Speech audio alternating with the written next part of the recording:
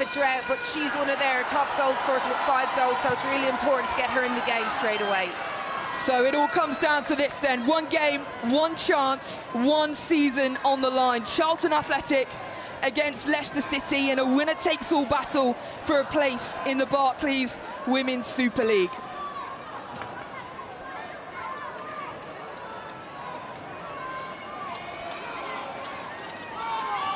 You can already see Sophie Whitehouse opting to go longer. That could be. Can you hear me on this? Wait till things settle down.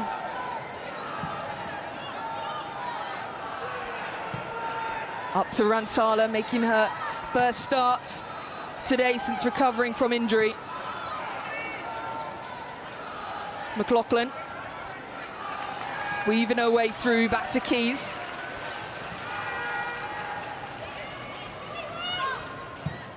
We can see Leicester here in a very attacking formation. It's like a 3-4-3, just allows numbers up for Leicester and shows that they're confident going into this game.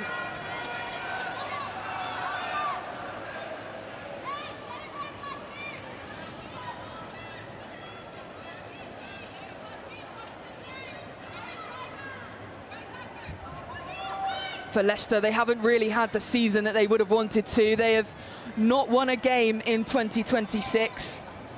Defeated in every single one. They've got to put that behind them today as it's headed out and further up by Bizzle. Yeah, it's going to be very difficult for Hutton, for Charlton, who's going to be up there on her own for quite a lot. Charlton just trying to get the players behind the ball just for a bit of security. The difficulty is when they win it back is trying to keep that ball and holding it up. Up and a big chance for Charlton. And defended well by Keys in the end. Good defending in the end by Sari Keys, but Hutton was in there, wasn't she? And it's that ball over the top for Charlton. They do so well, and I thought Hutton might have taken that a little bit earlier because actually Katie Keane was far off her line, and it might have been that opportunity she should have taken.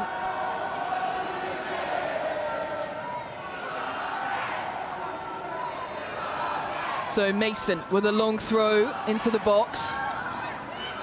Back to Lobato.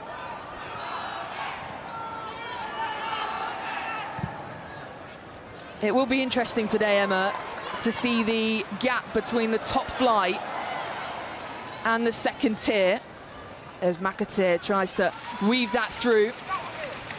Yeah, absolutely, and that's what it's all about today for me. I'm really excited to see where both of these leagues are at.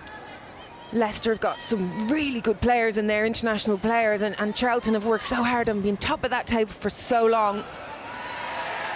This is the indicator, basically. This is where we're at. And Katie Keane makes the big save, her first one of the game. A big player, made her debut at Arsenal at half-time. And she's been in goal ever since. Yeah, it'll be good for Katie to get a feel of the ball early on so she can settle into this game, although I'm not sure she'll need much settling because she's got a lot of confidence. She said she was looking forward to the game, and I absolutely believe that. There'll be no worries. She is very, very sure of her potential and her level.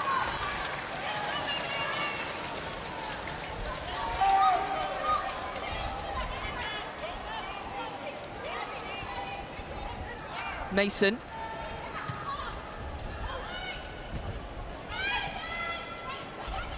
Here's Bradley for Charlton.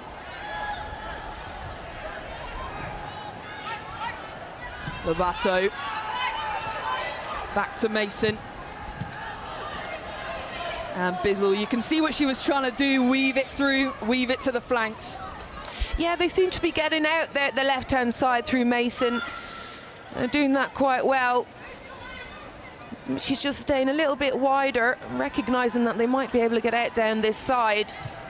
A little bit easier, trying to get McAteer on the ball. Cleared by Lobato. Doesn't want to risk the danger with Shannon O'Brien lurking on her shoulder. No, she's been relentless, Shannon O'Brien. It's difficult when your team are losing the whole time, just the mental fatigue and trying to keep your team up under so much pressure. Coming into this game without a win in 5 is very difficult, isn't it? But they'll definitely be confident coming in, especially with players like Rantanen back. She's a huge player that they've really missed this season. Really important player, just coming back at the right time for Rick Passmore.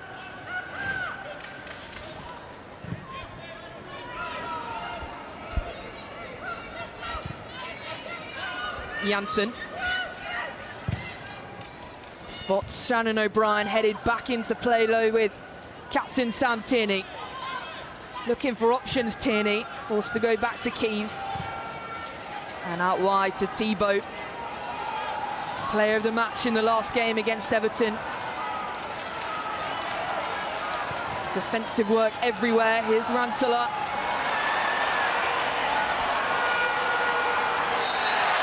And McLaughlin gives away the foul in the middle of the park.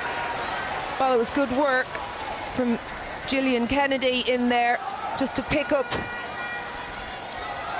Rantanen, who picks up a really nice position, you can see in there, just in that pocket. And it's Gillian Kennedy who has to drop right in to cover that. Did well to get possession back.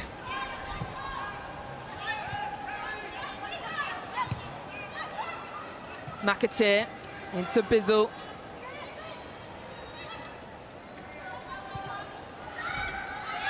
Mason. Lobato. They look full of confidence, Charlton. They are weaving it round. And they do move the ball nicely and sharply. They get that ball moving and they'll try and shift Leicester from side to side. I think Charlton have recognised they can try and find the spaces in the wide areas, and if they move that ball quick enough, they probably can do that.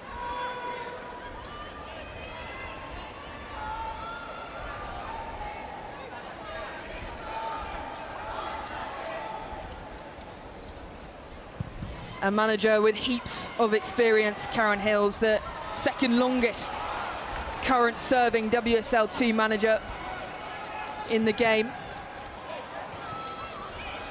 Here's Tierney and Kane.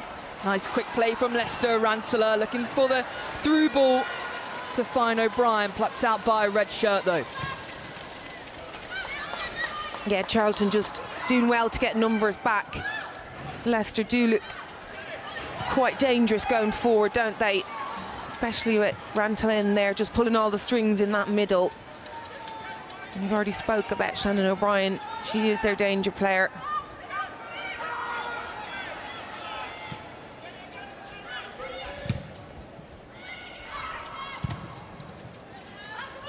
Kane.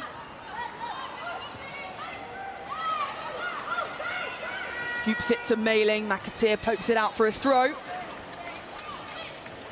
Yeah, again, it's good work from Charlton. And that's what they will be. They'll certainly be dogged. They certainly work for Karen Hills. They've done that all season. See that they just all drop back in, leaving Jodie Hutton up there. And Moya will get there eventually, but a little bit late.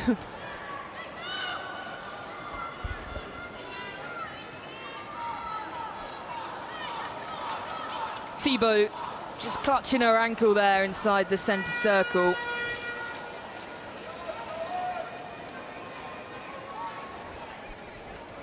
Yeah, Karine Moya has to come from a distance, so just didn't put the brakes on. She's a physical player, Moya. Something that you need in that middle area. She's been excellent for Charlton all season as well. The fans packed into the valley as here comes Rantanen weaving her way through. Blocked by a sea of red shirts. Here's Ale and then McLaughlin. Kane pokes it through again to Rantanen. And that is off target, but it is the first opportunity really in this game that we've seen. Yeah, and it's all coming through this player here. They're definitely looking for her, aren't they? Right through that middle. Just played around by McLaughlin. It's lovely. Little touches in there, and Rantalat shouldn't be able to get a turn at all there. But she does, and you're going to see more of that.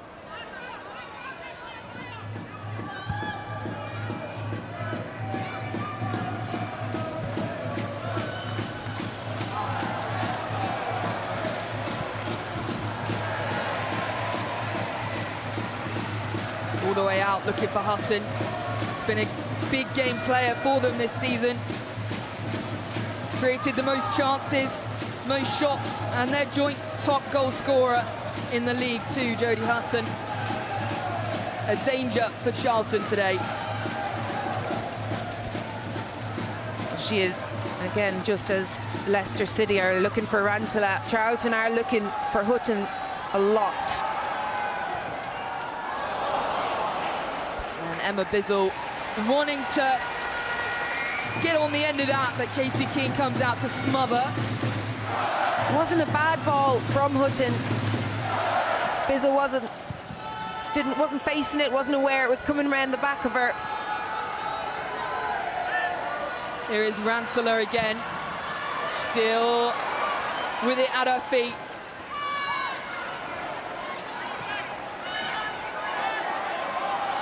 Bradley. Slightly too much on it. Yeah, way too much on it. And you can see where Leicester City have dropped off a little bit, so that ball centrally and behind might not work, especially after that first one that Charlton hit to Hutton. That was quite dangerous. They've just dropped off a little bit when there's no pressure on.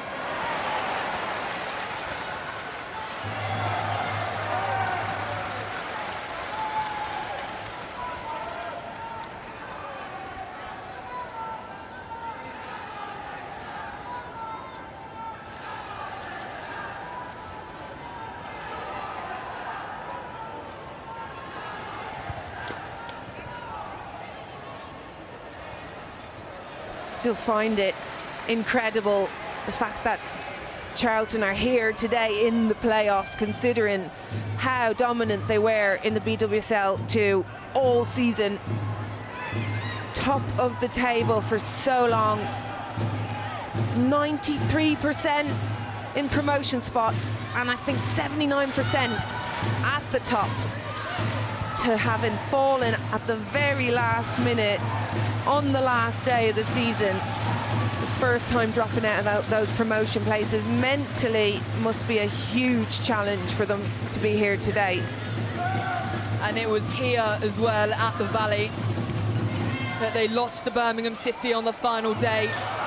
Got to have big mentality today as Ale comes forward trying to slip it through for Shannon O'Brien, and cleared all the way. And there is Sophie Whitehouse, the Golden Glove winner in the BWSL 2 this season. Racked up the awards. And the referee will just stop play for a moment as Emma Bizzle, I think, is just tying her shoelaces.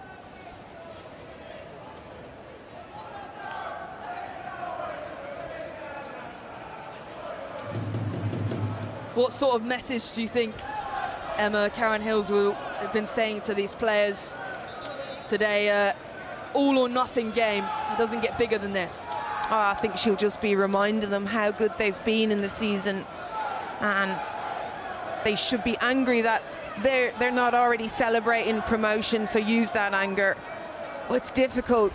It's extremely difficult when one of your mainstay defenders, Alicia Ndow, got injured and hasn't been able to start here today. That's a massive, massive loss for Charlton, and as a manager, you're trying to pick your players up for something that's been absolutely devastating for them.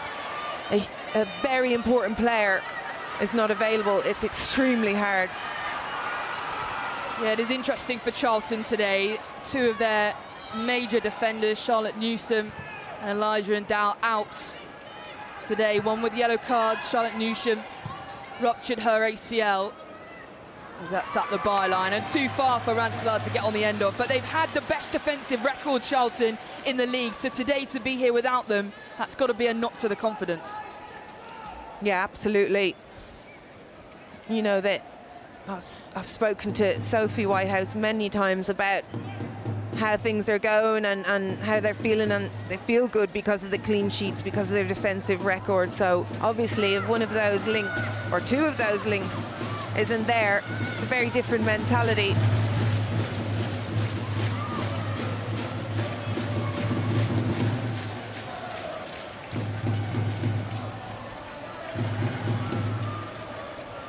Moya back to Fitzgerald and Hutton.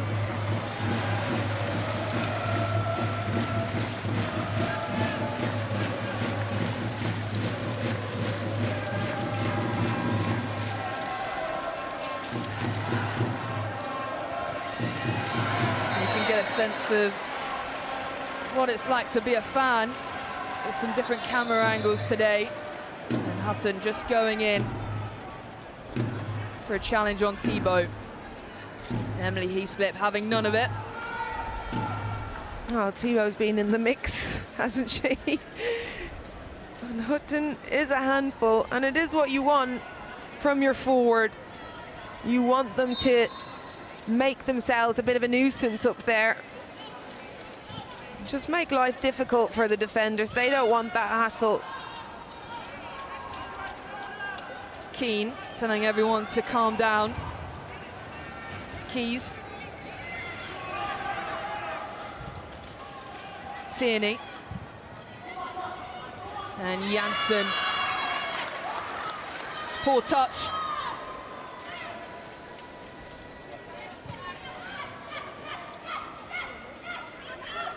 Mason smothered by blue shirts, does well to release it down the flanks, and now here is Emma Bizzle. Looks for support, finds McAteer. Kenny.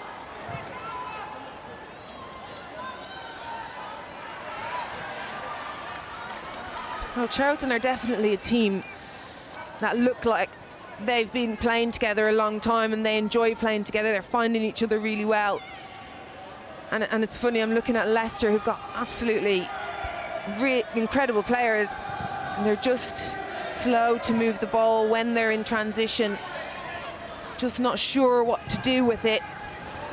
Big opportunity for Charlton as well. Blocked well by the back line. Calls for a penalty, but Leicester trying to weave their way out. It would be interesting to see that one again on McAteer. Here is Kenny though. Poked in. Calls for McLaughlin, who boots up the field. O'Brien does well, uses her strength.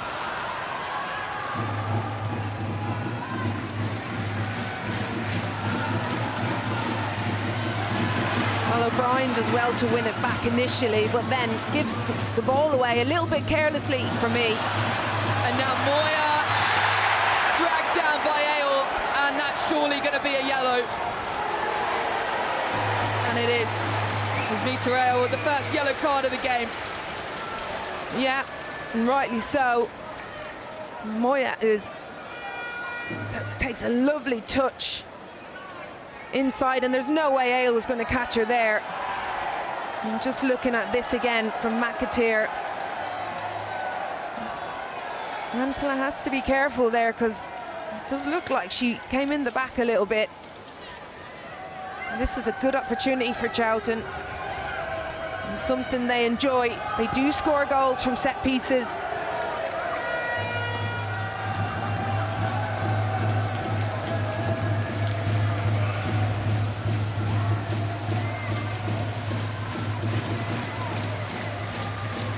See Moya in there, just getting a little bit of a telling off from the referee. She's trying to put Katie Keane off. Obviously, she's standing in an offside position. And it's Bradley who stands over this. Swings it in nicely at the far post, headed back in. Rantzelaar trying to get on the end of it. Moya twisting away in the box, sent back in by Bradley, again at the far post. And this time over the byline. And it's nervy stuff for Leicester. They've got to be careful here. Absolutely, and you can see where Charlton have done their work. That back post area. And it's all delivered all the way back there. And there's so much space for Hutton just to put it across. Ended up being, I thought it was a handball from Moya anyway, but it's definitely an area they're trying to expose back there, and it is very much open. Something Karen Hills and her team will be working on. Jodie Hutton, the player to head it back across the face of goal. She's created 20 big chances from set pieces in that position. It's McLaughlin. Pings it out wide to Jansen. And Keys. Thibault.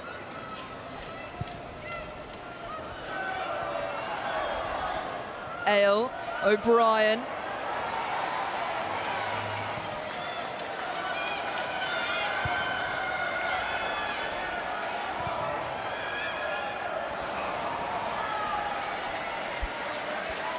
Right idea from Charlton. You can see in this situation it's Ale that's gone to press there, which means the space is on for Charlton in those wide areas.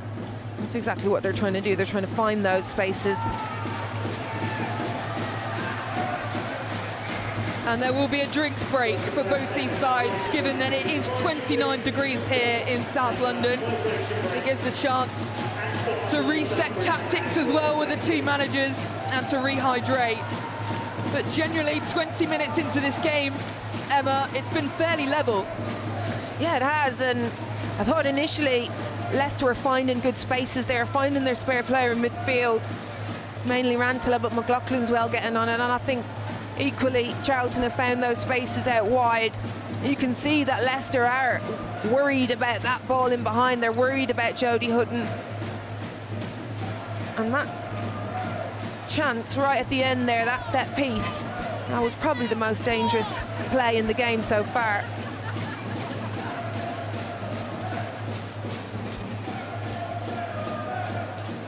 You can see Karen Hills just giving orders there. I'd say what she's seen already in these last 22 minutes has motivated her even more. I'm sure she's got every confidence in her team, but you'd always expect a team coming from the BWSL 1 would be a strong team, never been relegated. Strong team, have not done well, being honest, in the WSL 1, but having said that, they've been there a long time, so they've got a lot of experience.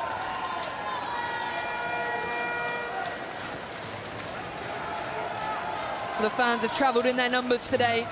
A record-breaking crowd for Charlton at the Valley this afternoon in the blazing heat, and captain Sam Tierney leads her team back out.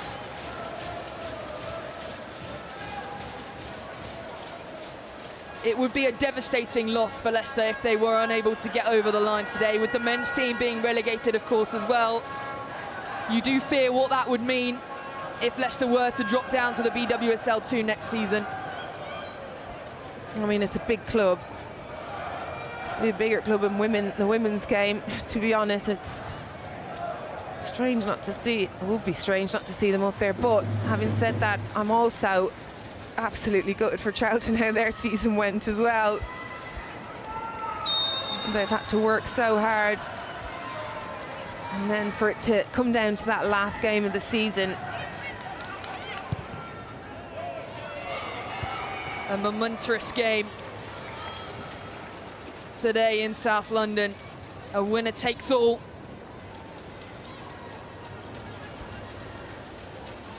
I do quite enjoy this new playoff system. It just is, there's a certain feel to it, certain feel to a playoff game. It's very special. Yeah, it gives the game some jeopardy, gives something to fight for. And that is all part of the improvements that the BWSL is making, of course, expanding next season to 14 teams, more games.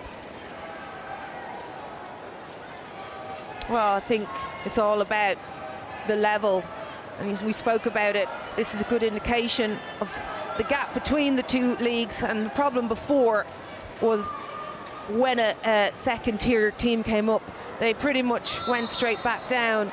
But I don't think that's going to be the case from here on in, because paid close attention to the BWSL 2, and that has improved incredibly. And you can see that today with how Charlton are holding off Leicester.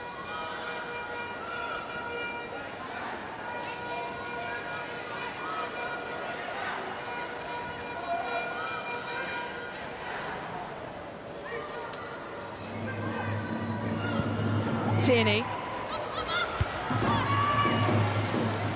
McLaughlin tries to swing it back in.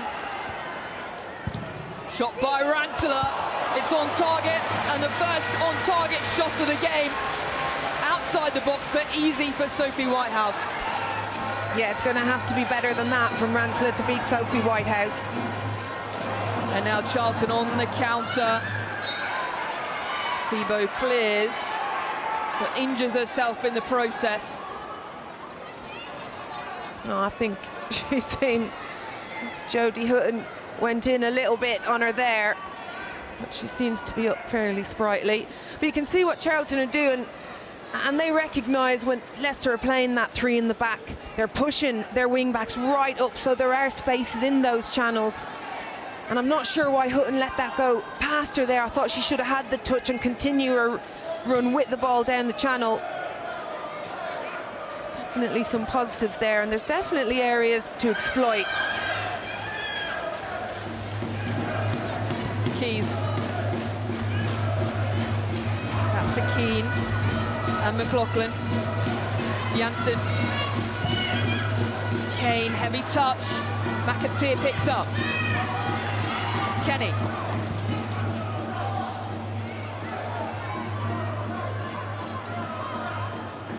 Out to Fitzgerald. Hutton.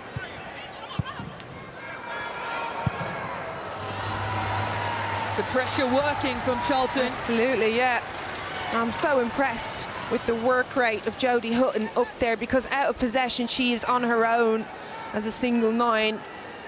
And then when they retain it back, her work rate to get in position and get across the line has been incredible. She's a real handful.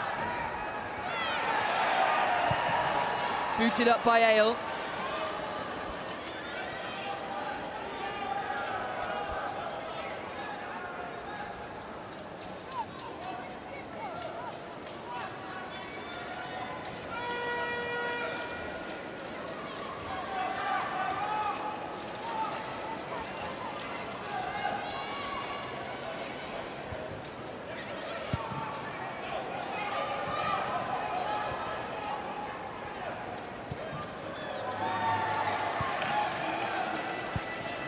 Charlton's back line working really well together as well.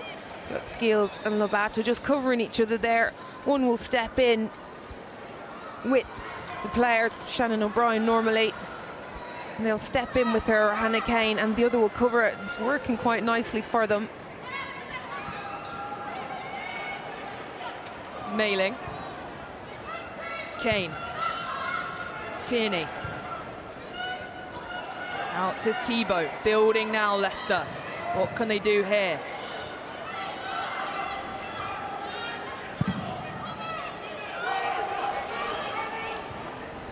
Well, Charlton just trying to pack up the numbers in that middle. And that's probably a message that they got from that drinks break, because Leicester were enjoying it in there with Tierney, Rantala and McLaughlin getting on the ball a lot.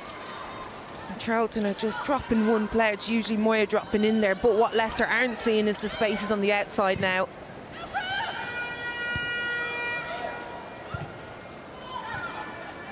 Janssen. Straight to Emma Bizzle.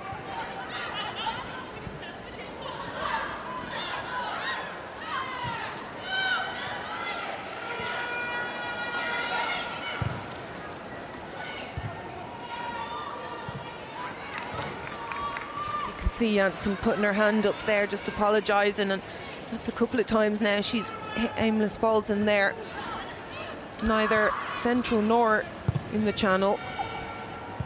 Is Ale. Falls for Tierney.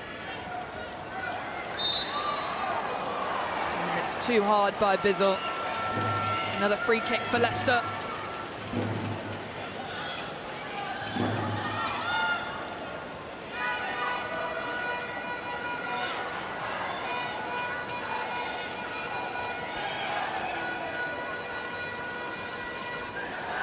Leicester just taking their time to set this one up. As much as Charlton enjoy scoring from set pieces, they also tend to concede in them as well. And the Golden Glove winner, Sophie Whitehouse, just lining up her wall.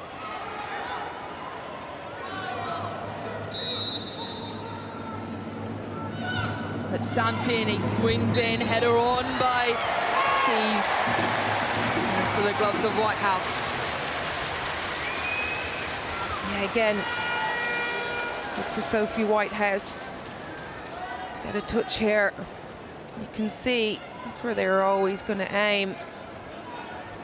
Keys gets a free header. I think it's Kennedy that's claiming she was pushed a bit, but no blue shirts in there centrally.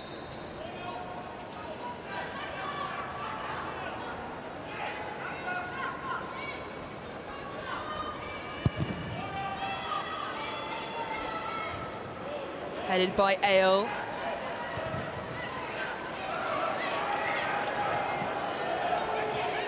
McAteer.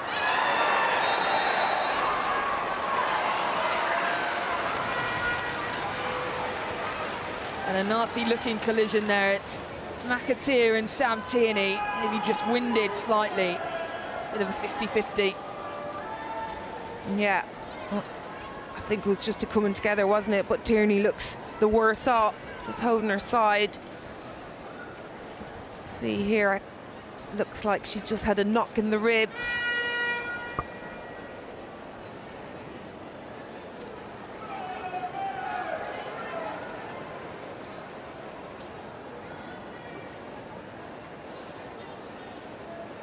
Just receiving some medical treatment, Tierney. This would be a big loss if she was have to go off the field. Their captain through the whole of the season. Featured in every game for them.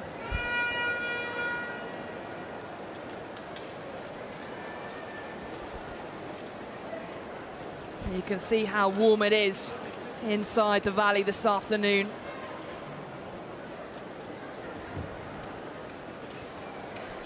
No warmer place than on that sideline. I've been there on days like this, cursing my Irish skin. And Sam Tierney will spend a moment on the sidelines. It will be something, though, Charlton have looked at. You look at the stats, and I know they're different leagues, but still, you do look at it. And Leicester, one of their weak areas is that they generally don't win their duels. So the physical side of it, they certainly haven't been the best at. And that will give Charlton motivation as well, who are a physical team. And a big opportunity for them here as Katie Keane sets herself up.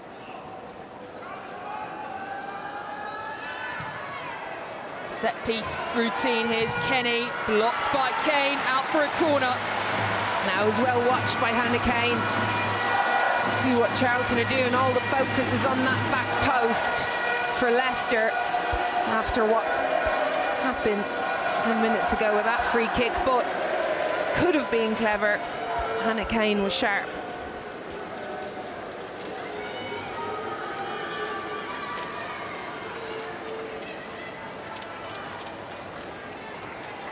So Jodie Hutton.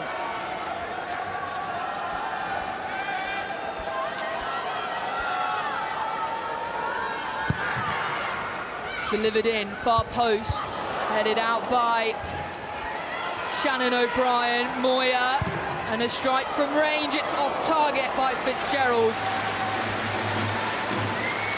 Very hopeful, wasn't it, from Fitzgerald? But again, Charlton winning that first contact when the ball's delivered again towards that back post. This time it was Ellie Mason back there. And I think that's going to be a key message at half-time for Charlton. Set pieces are huge. They're crowding Katie Keenan there, which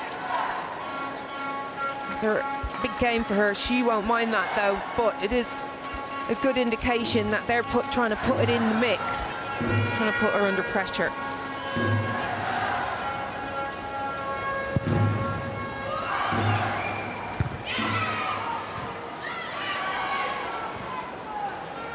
Ale. Now some room on this far side for Leicester. McLaughlin forced back.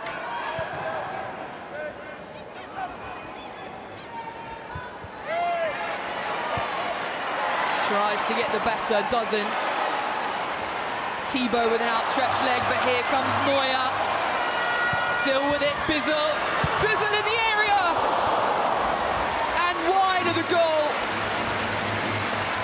But a fantastic opportunity, a fantastic strike from Emma Bizzle. And it's Moya again.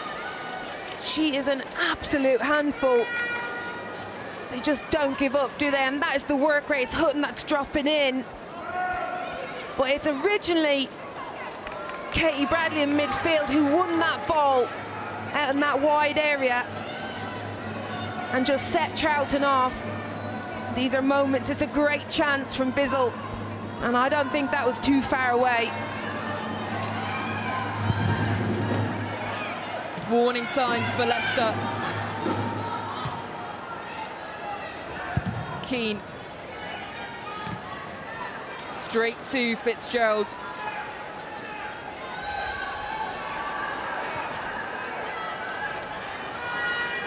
Whitehouse.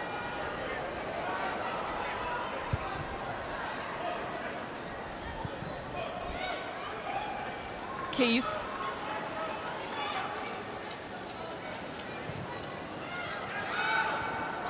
Plucked out by Moya well. Can they pounce now, Charlton? Bradley. Too heavy. Disappointing. Yeah, not sure what she was trying to do there. Bradley. There's Moya again on the ball, just driving forward. Really commits Leicester players. In this case was Thibault. It's a bad touch. Katie Bradley.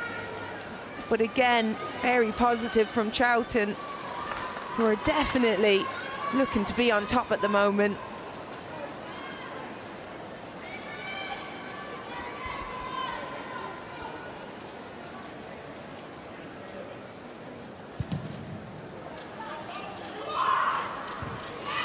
Bizzle. McAteer.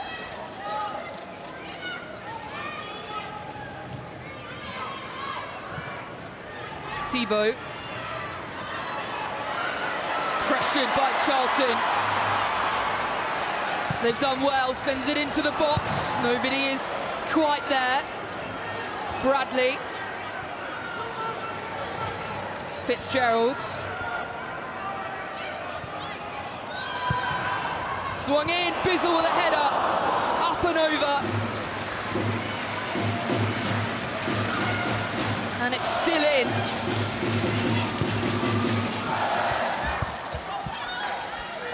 That's good pressure from Charlton. This is where they're winning the ball back and building momentum. The press is okay. Leicester are not moving that ball quick enough or well enough at all. And it's a really dangerous ball in, again from Hutton. I have to look at Leicester and look, taking their time on the ball. In that case it was Thibault, but that free player is to her left and she cannot shift that ball quick enough to get it there. Moya doing well again, wiggling her way through, out to Fitzgerald, who's got some room now. Back to Moya inside the box, lets it run through and tapped out by Ale. Another corner for Charlton. They are really ramping up the pressure now. They are. Karine Moya's been absolutely excellent these last 10-15 minutes. she just gets the ball. You don't expect her to, and you can see Leicester are way too relaxed when they're going in to try and put pressure on her. She's doing really, really well, and it's good support coming from behind as well.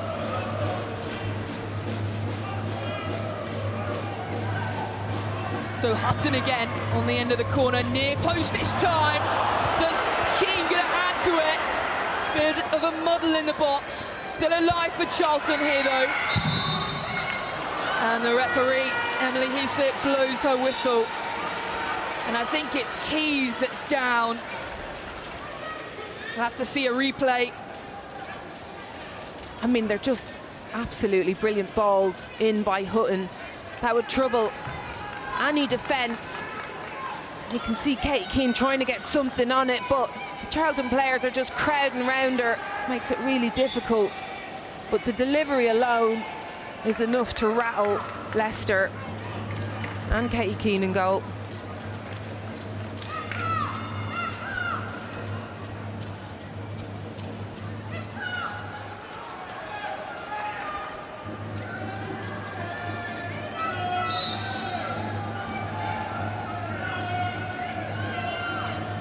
So Keane, again, only played 3 times for Leicester, having made her debut a couple of weeks ago at Arsenal.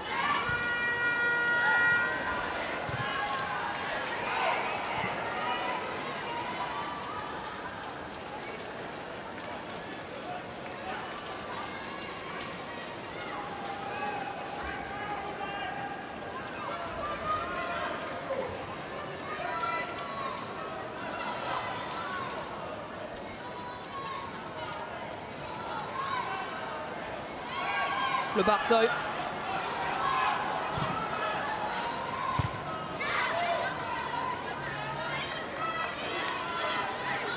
Nailing on loan from Aston Villa. This could be her final appearance in a Leicester shirt this afternoon.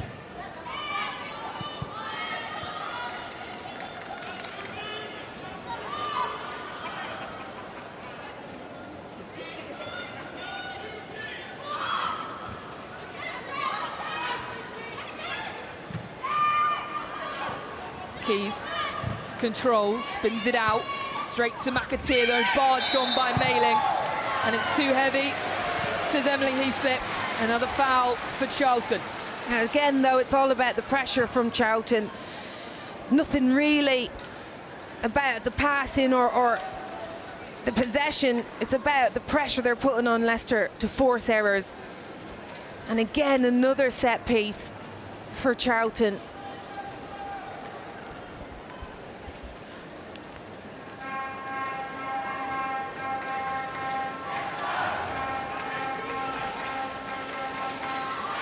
Well, they've certainly been the better team in this first half, Charlton, and an opportunity to end it with a goal here, Hutton.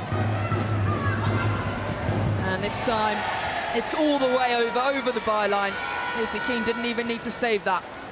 And they're just, it's Karine Moya in there just trying to put the goalkeeper off, but I mean, I'm not really sure if it's doing anything at all, because she's got to get out quick enough because of the offside situation. And if they think they're going to phase Katie Keane by that, I would disagree.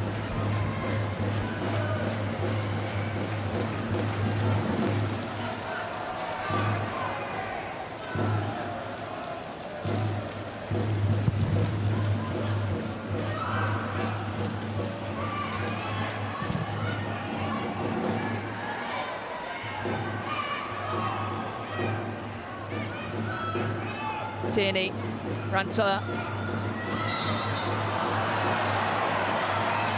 Moya this time. Heavy foot to Rantala.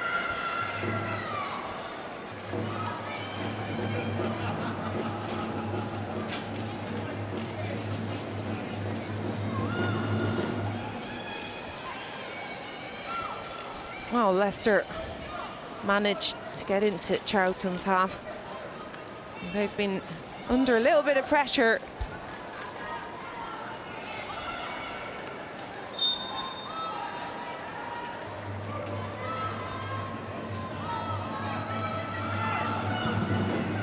Tierney delivers in, headed on by Thibaut, down by Kane, twisting and turning in the box, onto McLaughlin. O'Brien, big save by Whitehouse. Keeps her side in this, but Leicester still on the attack. Keys across the face of goal, headed up and over. O'Brien off the line. And Bizzle, it's a corner. Wow. A spell of nothing in the Charlton area, and then just pure madness. It wouldn't drop quick enough for Hannah Kane, would it? And she pings it at Ranelagh. Great save from Sophie Whitehouse, and had to be up again and ready because it wasn't cleared. Well, you can see why she won the Golden Glove in the BWSL 2 this season. One of their most important players as Ranelagh plays it in, but hits the side netting and comes to nothing in the end.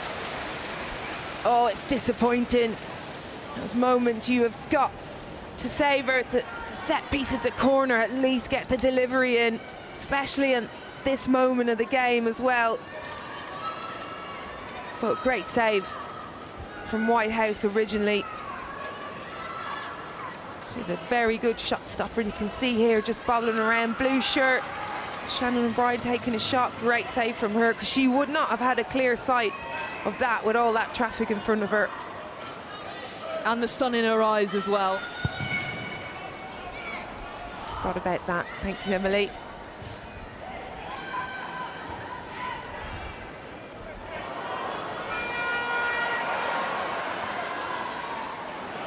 Bradley. Fitzgerald.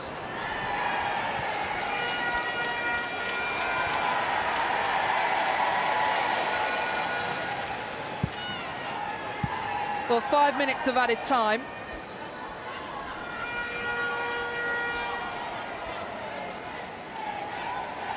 Karen Hills, I think, will be pleased to nullify Leicester in this first half, being the underdogs in this game. I understand that Leicester have had the best opportunity just there, but for me, they haven't really shown anything to be that frightened of. But it might only take one of those moments for them to score, so Charlton cannot sit on their laurels. Mailing. Manages to keep it in play, quickly pokes it out to Kane and wins a foul, and it's a yellow card for Ellie Mason. Oh, she'd be disappointed with herself there. It was a bit of a silly one to give away. Malin wasn't going anywhere. I think Ellie Mason was just too eager, really. Wasn't very clever.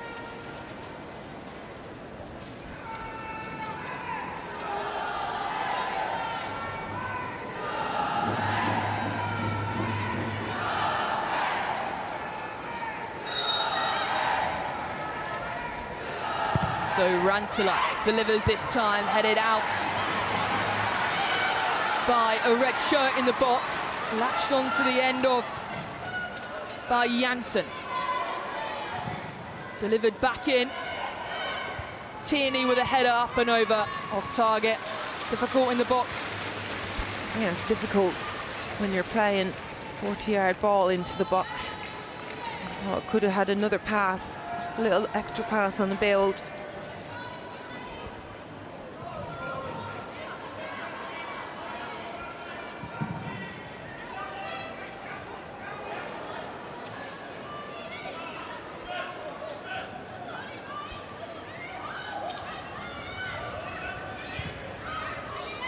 Definitely think Leicester can utilise their build a little bit more. They're not recognising that player free in midfield. And I understand Charlton's press is okay, but if they move the ball a little bit quicker, they'll find it. In that case, it's Ranelagh, but it can be McLaughlin at times.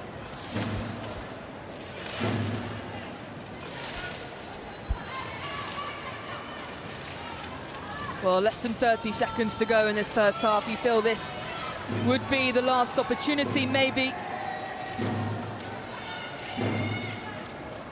Rantala, Ale, delivers it in. Whitehouse with 2 gloves in the air. Seen all day long, and now on the counter. Can Charlton make this count? Jodie Hutton storming down the far side. And Keane there, but Bizzle almost at the end of it, and there is half-time. So at the break it is 0-0, but Charlton keeping the pressure on in this first half. Leicester with the better of the opportunities, and we've got a big, big second half to come up. But at the break, it is Charlton Athletic 0, Leicester City 0.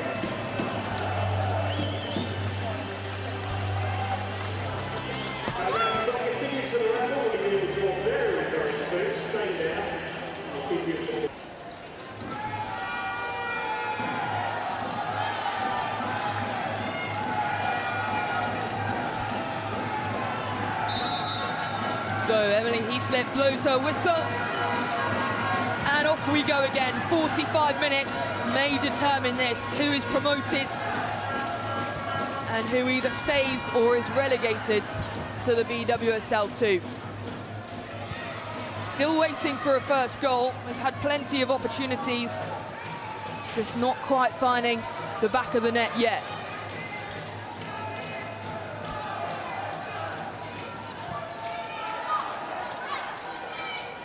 Fitzgerald.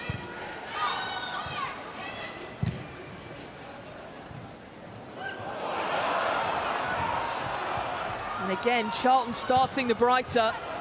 Finds McAteer.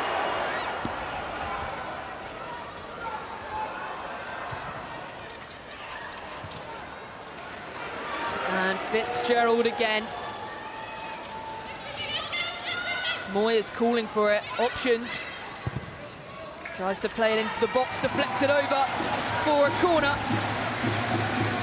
I didn't think it was a great ball from Charlton, that long ball initially, but it did get through to Jodie Hutton. And I thought McAteer was teeing up to hit that straight away on the volley, but she took a touch. I would have preferred if she just hit that straight off. But they've got a corner from it.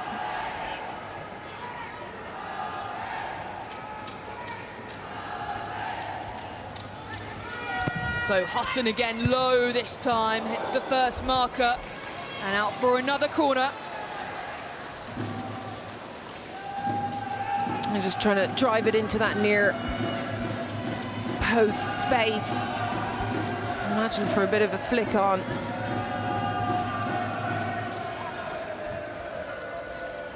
They've certainly practiced their set pieces though, Charlton. Have them in numbers as Hutton sends it in again. Middle of the box, header up and over, just over on that far corner. And it's Lobato with the final touch, but a goal kick. It's a good driven ball in. You can see the pack in there, in that danger area, but it's always difficult from Lobato, who's coming back round to try and head it back in to Katie Keane's goal. It's always difficult, you can't get a jump on it.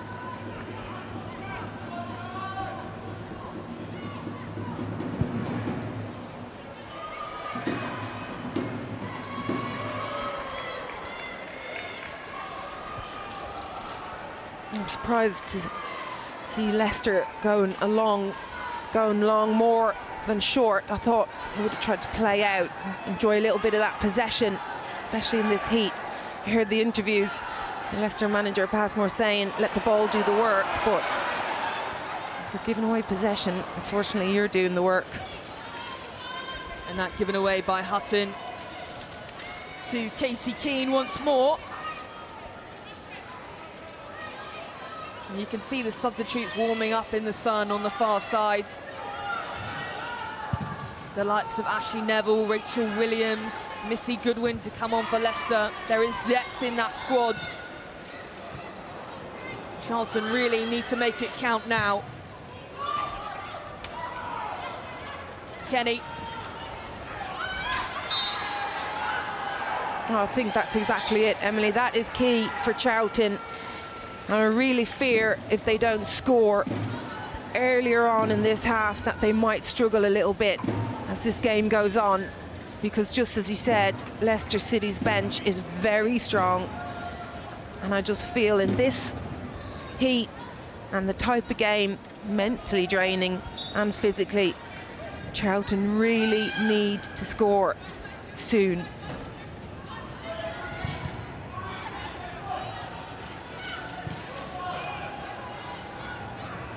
McLaughlin,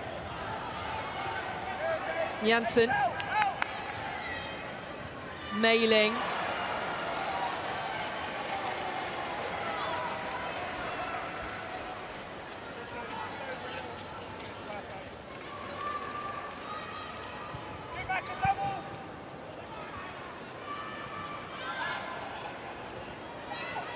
I think Leicester City will be disappointed with their passing and possession in general. an example of McAteer shot to the ground, and another yellow card. And it's McLaughlin this time.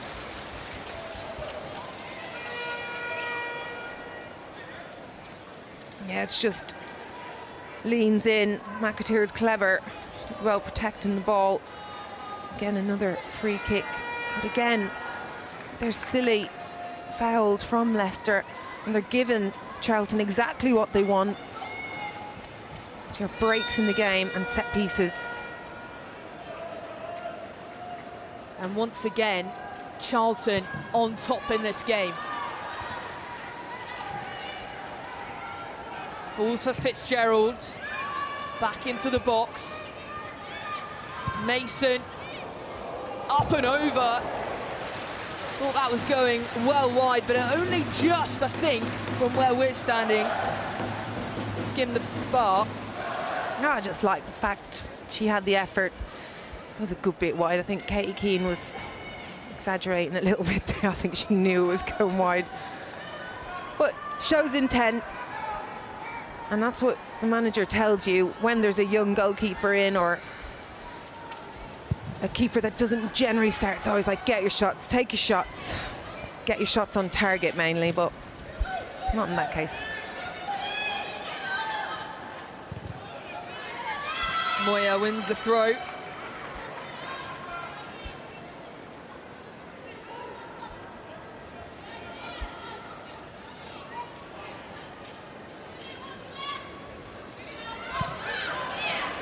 Up to Hutton.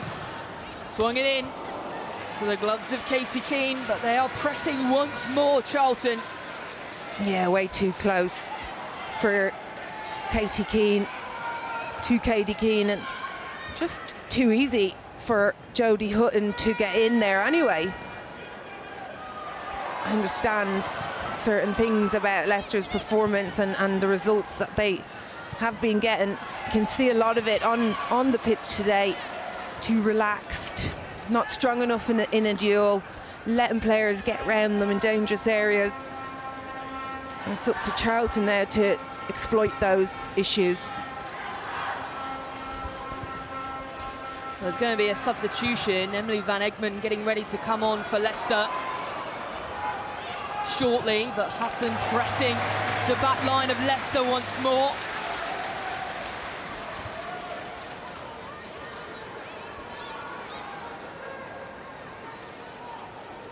And also Ashley Neville, so it's a very, very experienced duo to come on. And also I think Rachel Williams was lurking in the dugout in the shades there as well. Well, that could be the difference for Leicester, just bringing in those fresh legs and such experience. Absolutely great players, to be quite honest. That could be a bit of the mental side of it as well. The opposition, when you see them coming on, dangerous players as well.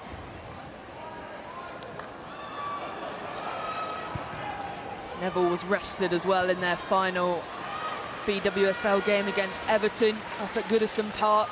Didn't feature in that game at all, so she is fresh and ready to come on.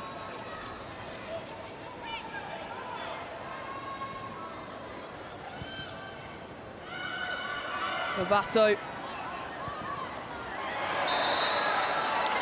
And a foul by Janssen on Hutton.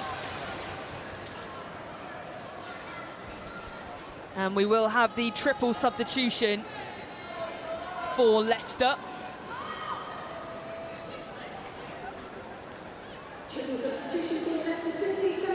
So it's Hannah Kane who makes her way off for Emily van Egmond in midfield.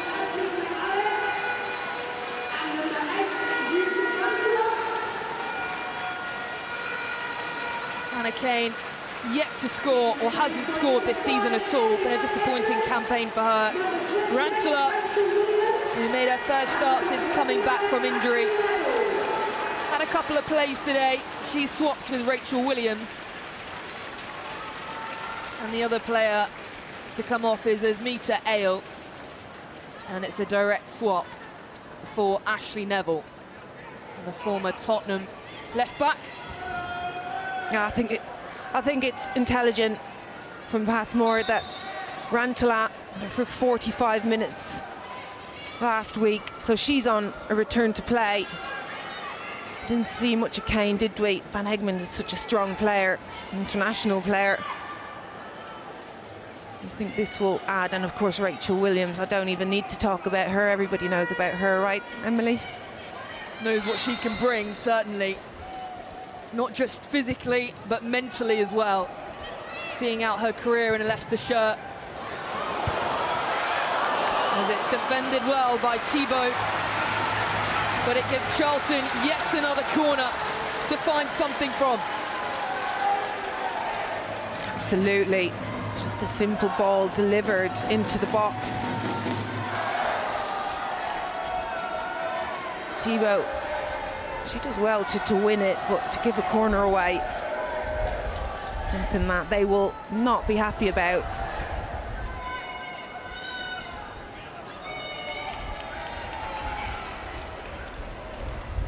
So this time it's Bradley who stands over the corner. Emily Heaslip's just gonna jog over to make sure that that is in a legal position, I think.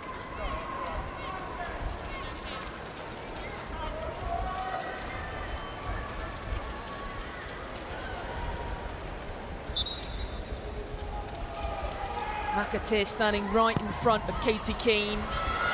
And into the side netting. Another opportunity for Charlton wasted. Yeah, really disappointing. Again, it's Katie Bradley just wasting an opportunity. And you just feel like Leicester are a little bit worried about these set pieces, so that Charlton have to utilise them. Not what Karen Hill's practiced, not what she would have wanted, but they are holding the top flight side off for now, still waiting for an opening goal.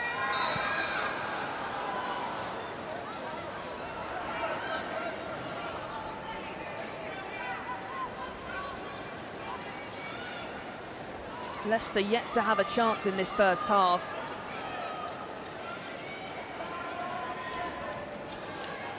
And it's been the story of their campaign so far. They have only won 2 league games this season, rooted to the bottom of the table. Tierney picks it up though.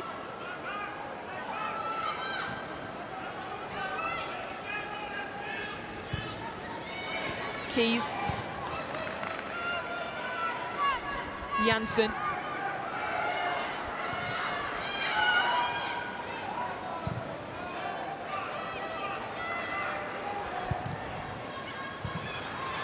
Van Egmond, Tierney, and Thibault.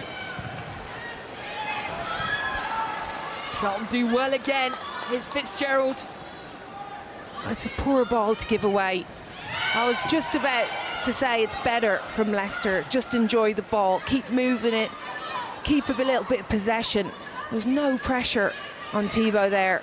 And she wanted to go through the middle, and that's what she's been told to do because of the extra number. But if it's not on, it's not on, and be confident to make those decisions.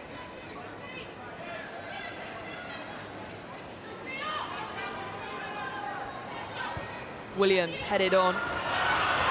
O'Brien, does she have the pace? She does. At the byline, skims past, corner. And now that is better from Leicester. Yeah, it is. Bit of a mistake from Lucy Fitzgerald. She probably should have cleared it. But this is a moment for Leicester, especially when you've got someone like Rachel Williams on the pitch. She's absolutely fantastic in the air. She's very, very strong. You've also got Van Egmond, who's a huge aerial threat as well.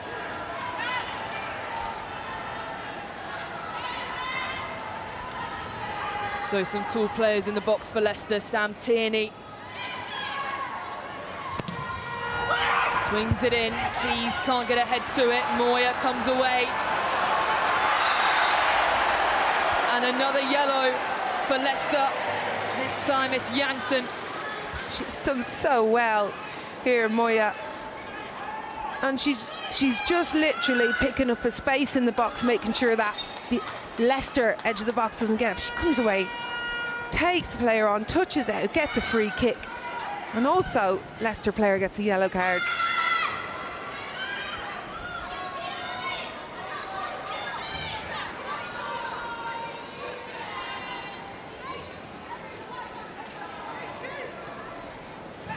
Moya. Fitzgerald. Dizzle heads it on, finds the loose ball. Pressured by Thibaut.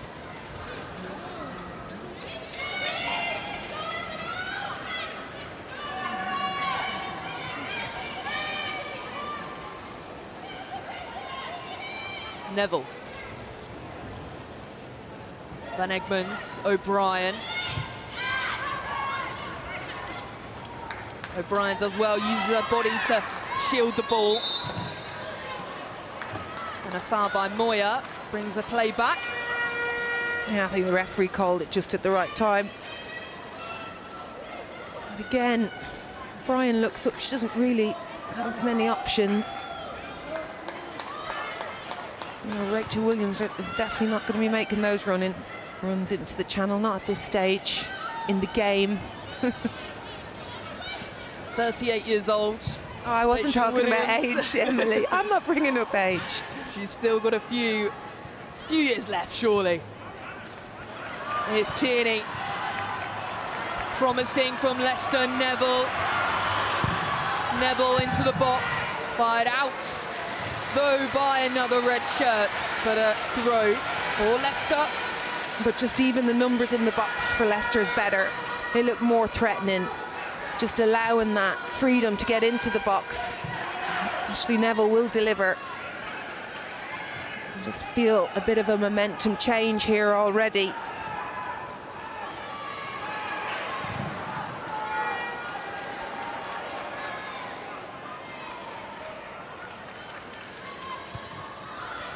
Tierney, Van Egmond, McLaughlin. Here is Williams, dispossessed inside the box.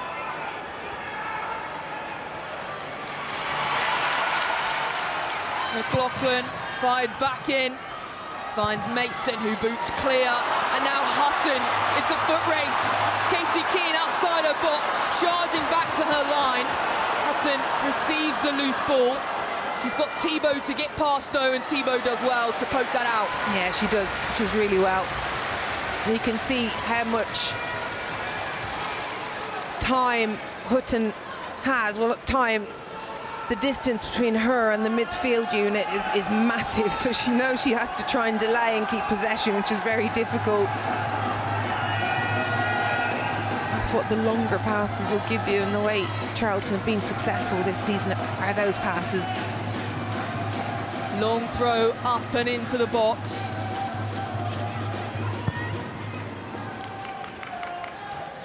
Mailing clears to the hands of Karen Hills.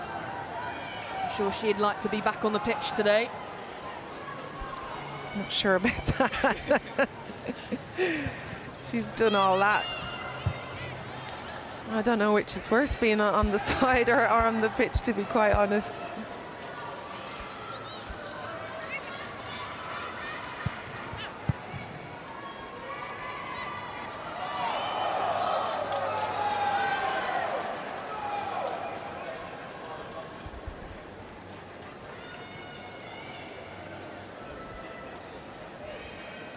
Looks like Charlton might be bringing on their own subs. Looks like Thestrup right. Another attacking player.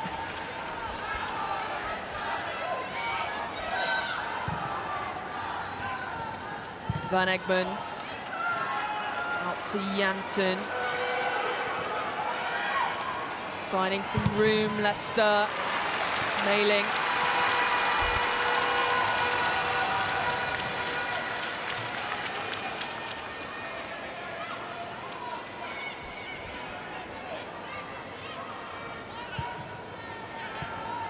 Van Egmond. Nice 1-2. Mailing into the box. O'Brien. Down and across. Corner kick. They definitely look more dangerous, don't they? It's a good ball in. Van Egmond, lovely 1-2. Mailing's cross in. Just couldn't get a good connection on it, Shannon O'Brien. Leicester starting to get a bit of a foothold in this game. And the referee just pausing play. She's going to have a word with Van Egmond.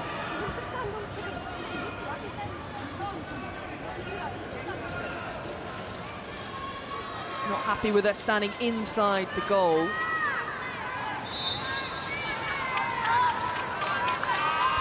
Come on.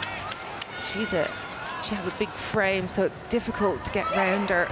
But really well protected. It's a really good take as well from Sophie Whitehouse, who has been clipped in the process. It's a great take from her, though. Bizzle did a lovely job on Van Egmond, just blocking her and helping her goalkeeper. You can see it here, allowing that little bit of space.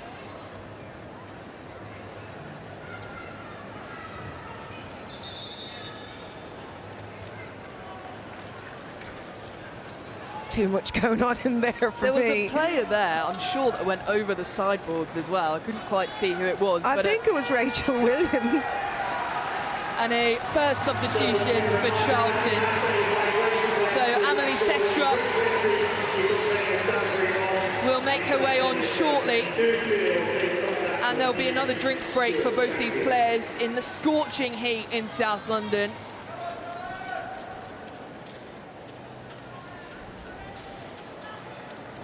She'll have to wait slightly. I think it might be for Emma Bizzle, only for the simple fact that Emma Bizzle's had to drop into midfield a lot and track a lot of runs. There's a lot of work. It's really difficult, and I'm sure she's feeling it out there.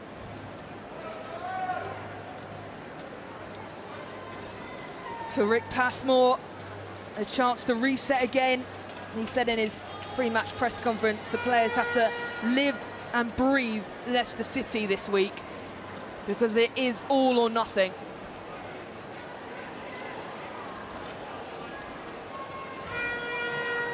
Well, it's still difficult to do, isn't it? Getting absolutely walloped, let's be honest, all season, to then have to play another game to try and stay up there. And what are the promises next, and how we stay up there if we do win? What's going to happen next season? Because there has to be changes. Yeah, there has to be big changes for Leicester City, a big summer, no matter what the result today. And so the substitution, Amelie Thestrup takes the place of Emma Bizzle. So a like-for-like swap. Their joint leading goal scorer, Amelie Thestrup.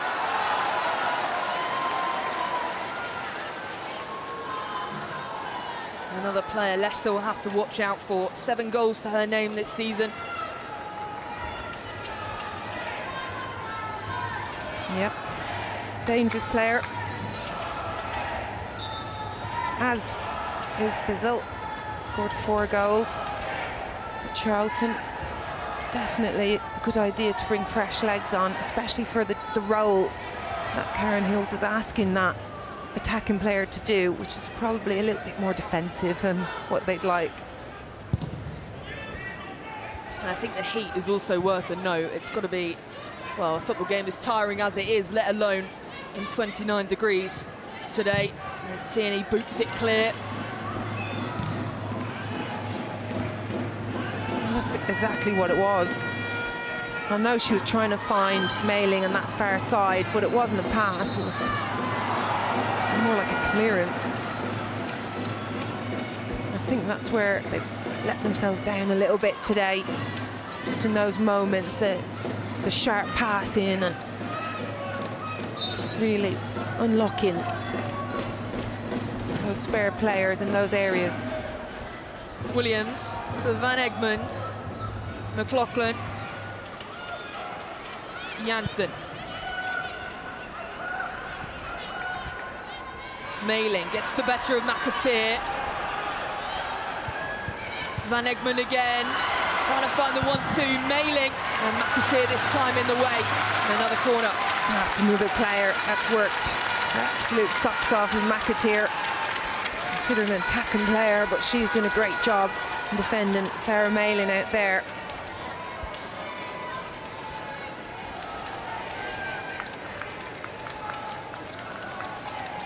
Rick Passmore likes what he sees.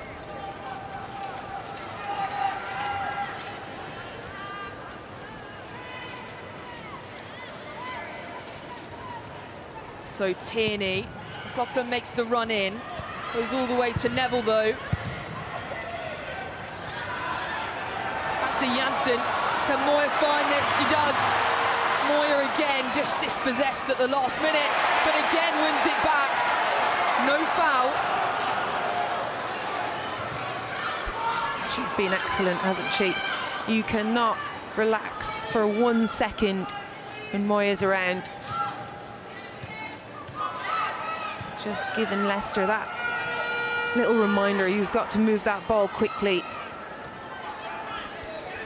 Nice skill from Van Egmond. Twisting and turning in the box. Out to Neville. Through to O'Brien. At the byline, keeps it in. Vestrop heads clear, straight to the path though of Van Egmond. Tierney. Mailing. McLaughlin. Mailing again, swung in, dangerous looking ball. Neville's gone down, no penalty, says the referee. Nothing in that, and now Fitzgerald for Charlton. Charging away, and Neville recovers. And she's having a little moan at the ref, saying you need to look at it, but I didn't see anything from this angle, but I suppose we'll see more here. She does get on the wrong side, Moya, and there might have been a little bit of a tug, but for me, not enough in it.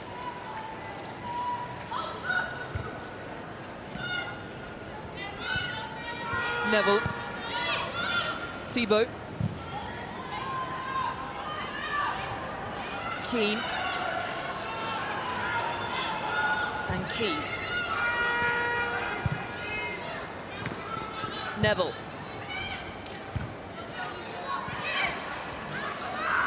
McLaughlin.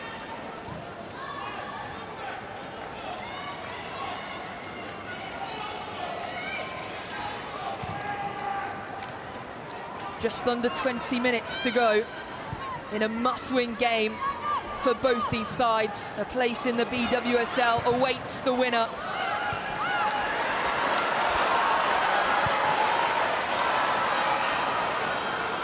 McAteer's pass is too far.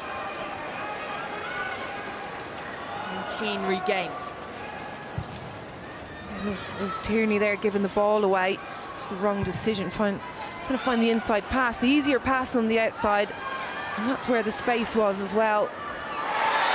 And also in Passmore's interviews, do the easy things well, do the basics right.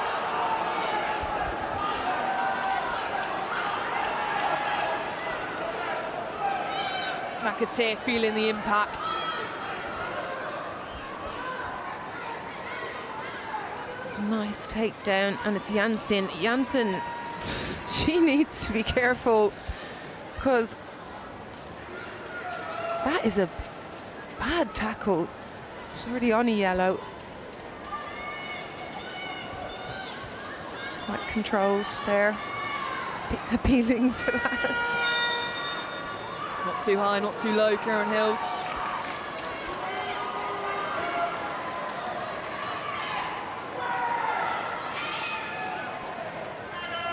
Hutton calling for where she wants it. Delivers in. Fitzgerald, McAteer, and Mailing.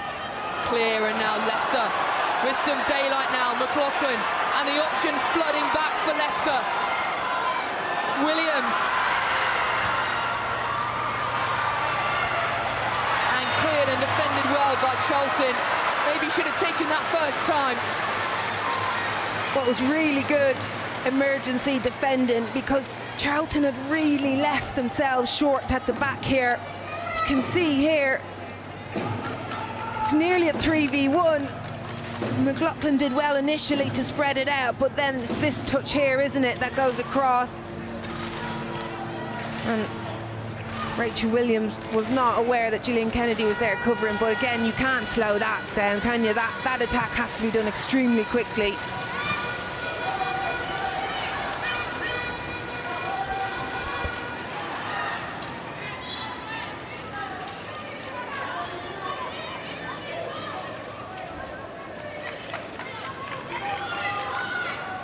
Still yet to make it count, and the time is ticking down for Rick Passmore and this Leicester City side. Survival in the BWSL is the aim. They have to win today.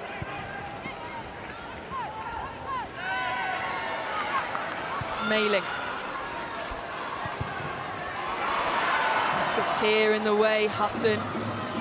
Just bounces unkindly for her there.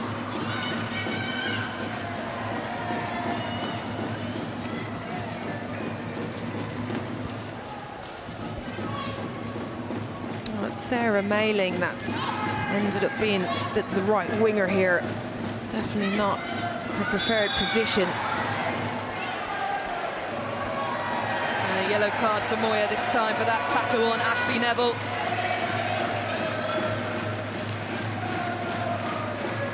Just looking at the players that Passmore has brought on, and I would wonder, would you not start them? Ashley Neville, really, really good fullback.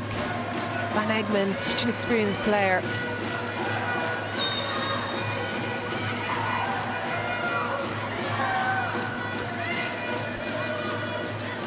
They've still got Mouchon as well, a striker, to come on if they need it. But here it's Tierney. Van Egmond looking for it, can't quite get enough on it. Goes for Lobato. And up to Thestrup. Williams keeps it in. Thibault. Tierney and Neville.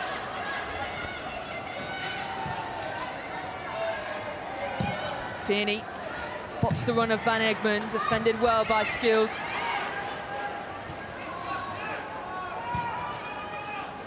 McLaughlin. Mailing. Shoulder barged off, McLaughlin. That's a good battle, isn't it? Kennedy and McLaughlin. Really, really good defending from Gillian Kennedy. I have to say Leicester are moving the ball a lot better now, though. Just switching it out, just trying to shift Charlton and how well they are organised when they're behind the ball, just trying to shift them to move them out of that organisation.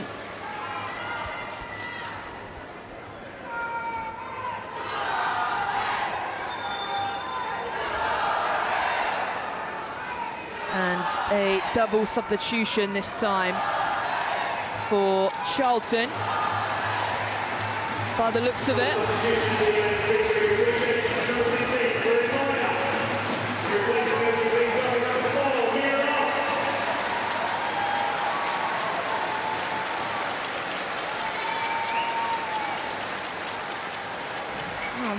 surprised to see Gillian Kennedy and Moya coming off. They still look like they had lots of energy, still doing a good job. I do understand McAteer has had to work really, really hard down that channel. And it's not actually Gillian Kennedy coming off. McAteer makes her way off, who is another player who's really put her body on the line this afternoon. I think Moya's come off in the fear that she has to trap Neville, to be quite honest. And on a yellow card as well. On a yellow, and they've put Kennedy on this side, so to try and nullify Neville. Fitzgerald doing well to get through Neville, though, all the way at the byline.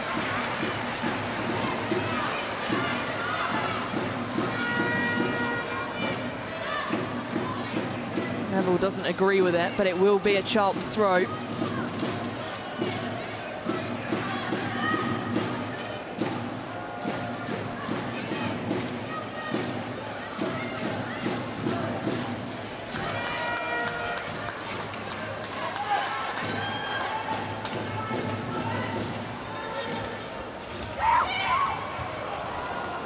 Well, Skills wasn't really looking there, straight to Santini.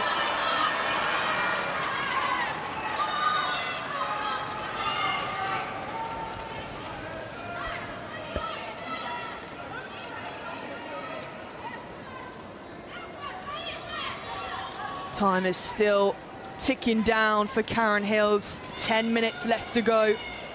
And the fans in full force at the Valley, trying to get behind their team. Having spent so long in the automatic promotion spots, let it slip on the final day. But a final opportunity to right the wrongs. O'Brien. Nice ball through to Rachel Williams. Tierney.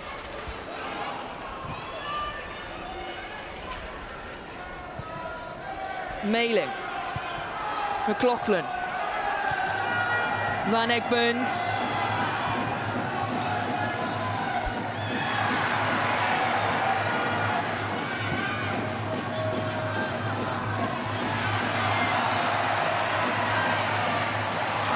Van Egmond quickly played in, header up and out. Sam Tierney wants it, Tierney collects it. And it's wide anyway, off target from the captain. There's good pressure from Leicester City and a little bit of urgency, finally. And it's Van Egmond that's bringing that. She wants things done quickly. And you can see Sophie Whitehouse there just trying to slow it down a little bit because she knows Leicester are building that momentum.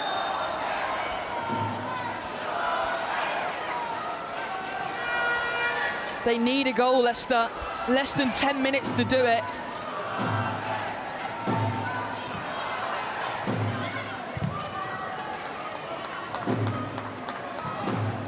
Keys clears the danger out for a Charlton throw. Some tired looking players out there. Should be really Charlton that look worse for wear, having not played in 3 weeks. That's difficult to manage. And Sari Keys will receive a little bit of treatment, but a little bit of urgency from Leicester a few moments ago. And you can see how warm it is inside the Valley for these travelling fans, everyone keeping hydrated in spirit.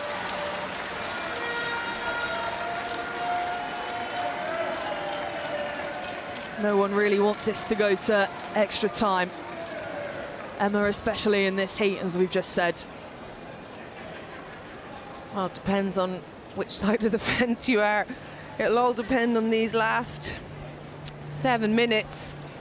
We've seen Leicester turn the screw a little bit and looked like they've gained that momentum back. But it doesn't really matter if they're not getting an end result, does it? So for me at the moment, it might be Charlton that are riding the wave a little bit and trying to slow things down.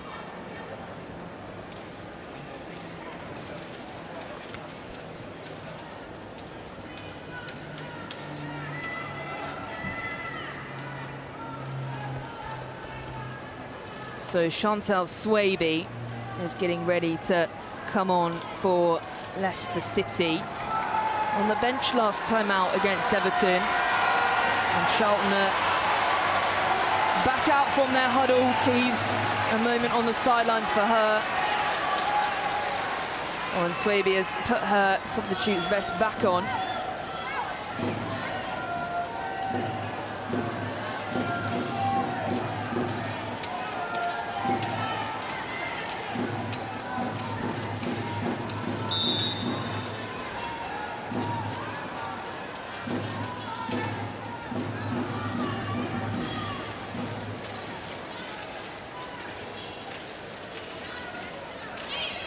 Fitzgerald taking her time with that throw. Neville with an outstretched leg. O'Brien picks it up. Out wide to Mailing, back into Van Egmond. Janssen. They do look better when they take fewer touches, but then on the opposite scale of that, have another touch and look up. Again, it's another aimless ball forward. You can see Rachel Williams pointing. Put it in the channel, get it out wider. Tierney, less than 5 minutes to go in this playoff game presented by Mercedes-Benz. Williams through the flanks to Mailing, cut back to O'Brien, can't get her feet right. Out to Thibault.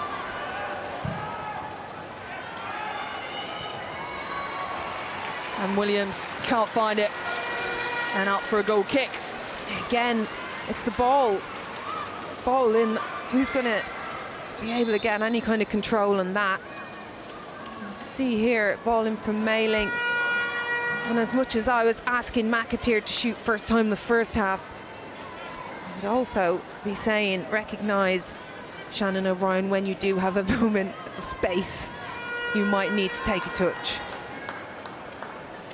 Well, Keys has gone back down here. She only has just come back on the pitch, so Swaby potentially half on, half off.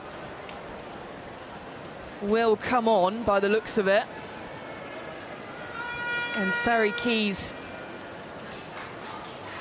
makes her way off.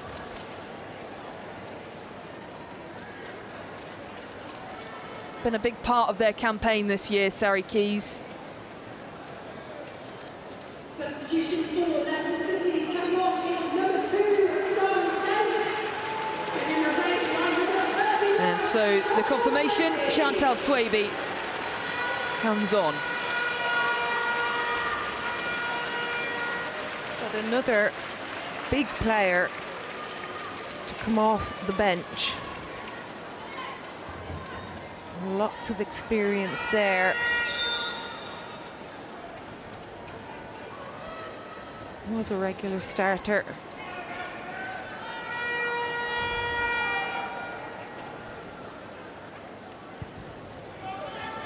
Lobato. Swaby. It's her first touch to it with her head. Back to Janssen. Neville controls into Van Egmond.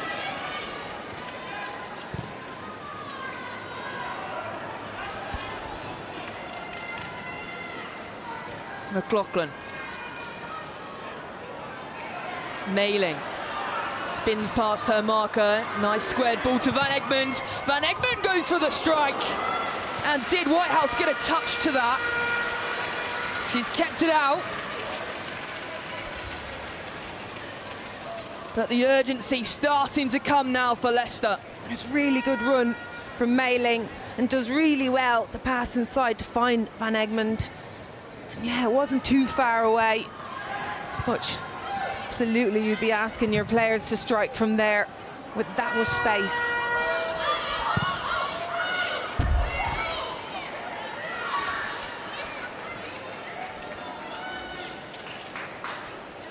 Inside the final minute of normal time. Extra time beckons. Unless one of these sides can find an opportunity and take it. Hutton.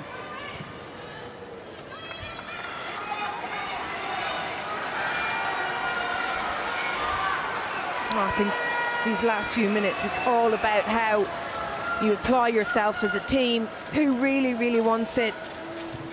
It's all about trying to fight, get that ball back. Make clever decisions, yeah, get on the ball. There is Neville coming away with it, Van Egmond. Thibaut. 8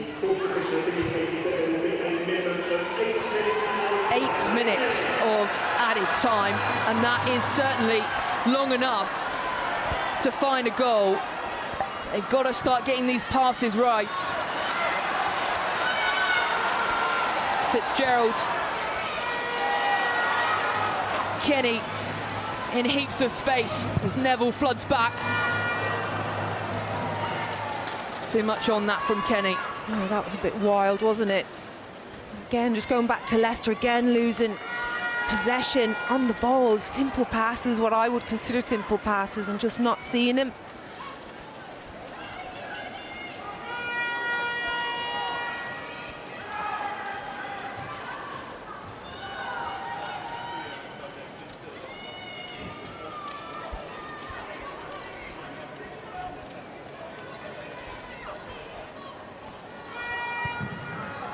Keane. Van Egmond, Williams. Oh, Van Egmond has spoke about how good she's in the air. She's done excellent in there, winning those balls. Spoke about Leicester choosing to go long a lot, which surprises me, but if you've got a player like that in midfield, and then I understand it, then you're going to win it.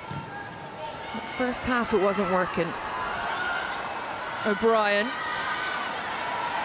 Still with it at her feet. Dispossessed by Thestrup. And now Lockwood straight to Janssen. Karen Hills is going crazy on the touchline. I think it's like what I said, who wants it most? These are the moments where you're on the sideline trying to G up your team. Neville, Williams can't get ahead to it, still alive. Here's Mailing in the box for Leicester. O'Brien not quite tall enough to latch her head on the end of that. And they've got to get it out, Charlton. Neville wins it back, McLaughlin, Williams.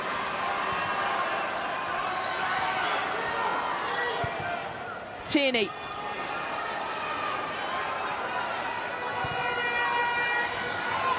Thibaut. Hits the back of Kenny, falls for Van Egmond, up and over.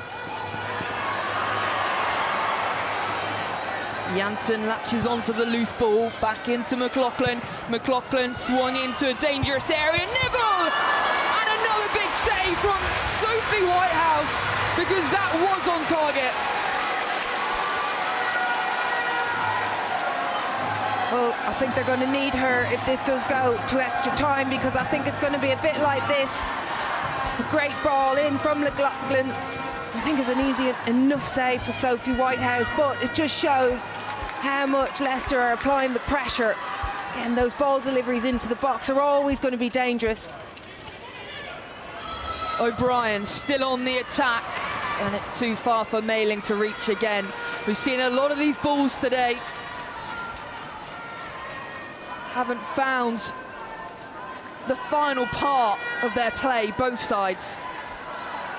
Yeah, but at least they're even getting them into the area. We didn't see enough of that in the first half. We didn't see anything like it in the first half. They're putting much more pressure on Charlton. Possession has completely changed from the first half. Charlton look like they're lethargic, they've worked extremely hard. It's always going to be difficult when you're out, when you don't have the ball. A rare mistake from Whitehouse, straight out of play. Charlton do deserve a bit of credit. You might remember back in the FA Cup quarter-final when they hosted Liverpool, it took Liverpool to extra time to find a winner. And it was only 1-0 then. That certainly would break their hearts, Charlton, if the same were to happen against Leicester today. Absolutely. They're coming again though. McLaughlin's header is off target and Whitehouse can just about manage to keep it in play. As much as I speak about the balls going into the box, they do have to be better. In those areas where you're near enough to 18 yards, they need to be in. They need to be in the space in between. Sophie Whitehouse and her back line, we haven't seen that many of them. So it's about the quality of the ball as well.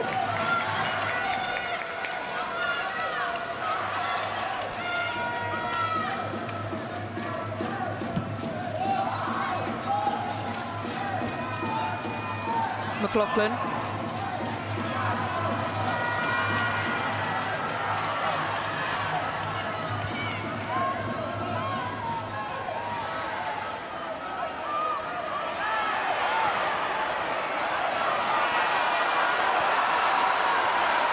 Here is Mason. Forwards to Hutton.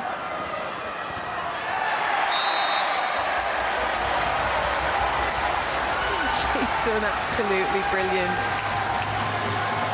Absolutely brilliant. I really wasn't sure where she was going to go with that Jodie Hutton. She's the only one there, apart from Ellie Mason, who'd given her the ball. Really clever play.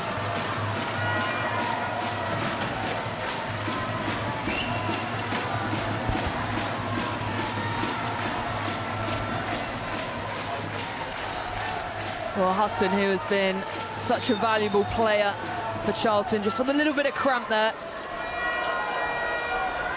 She has worked so hard along that line on her own most of the game.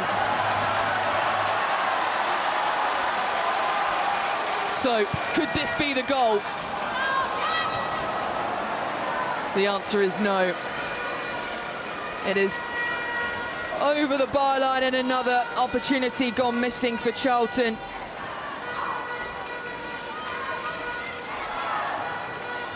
Well, that's pull your hair out moments, because that was such a good opportunity. I was just talking about how hard Jodie Hutton's working and how well she's done getting her moments and getting her set pieces, getting her free kicks. Then for it to be kicked behind the goals, disappointing, isn't it?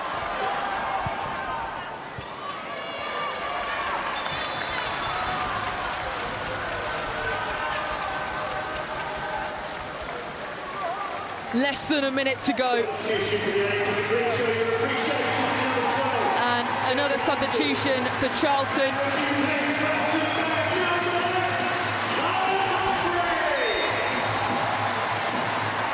Carla Humphrey makes her way on for Jodie Hutton, who has been superb in this game. Couldn't quite find the winning goal, but Humphrey has replaced Keane.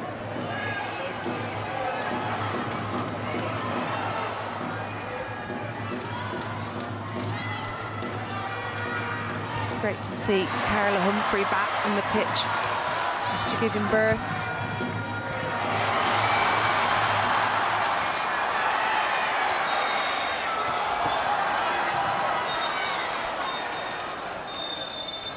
There it is then, the full time, and we are heading to extra time in this playoff game. A 0-0, we are still awaiting a goal here at the Valley. Both sides have had their opportunities to win it. Charlton the better in the first, Leicester the more in the second. But we are going to extra time, and at full time in 90 minutes, it is Charlton Athletic 0, Leicester City 0.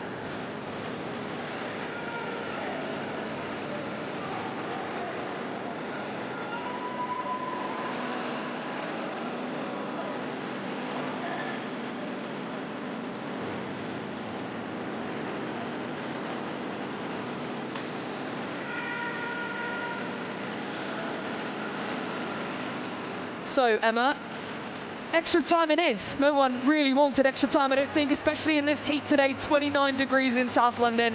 But here we are. We are still yet to see a goal.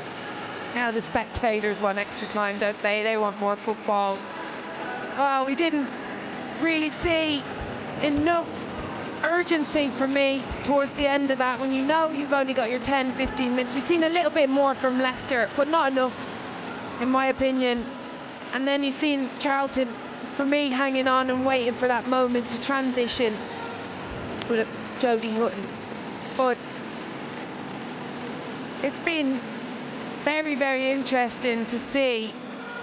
When I say a game of two halves, I think Charlton really enjoyed the first half. I thought they looked like the team that could come out on top. I think second half it's been about Leicester, and I fear that this extra time might be a little bit too much for Charlton.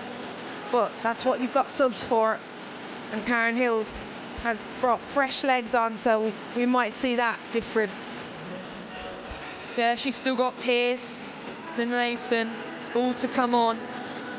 So there is still fresh legs left for the BWSL 2 side, but for Leicester City, I mean, it's the story of their season. They've not won away in 2 years. Winless in their last 27 away games in the league. Scored 11 goals, the fewest by any sides in a 22-game campaign. But they have to find one today if they're to keep their survival in the top flight. Charlton, well, half an hour of play to come, and then we could see penalties if it comes down to that.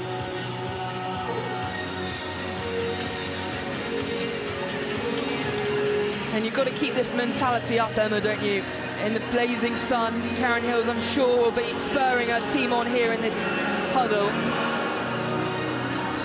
Half an hour. Yeah, well, they've definitely earned the right to believe that they can win this game. And perhaps coming into this game, it was more of a mindset, and I'm sure Karen Hills would have been worried about the state of the mindset going in because of how the season went. Such a high to be absolutely heartbroken on the very last day of the season. So for me, it'll be like, how am I going to get my players back up to believe, back into that euphoria state nearly?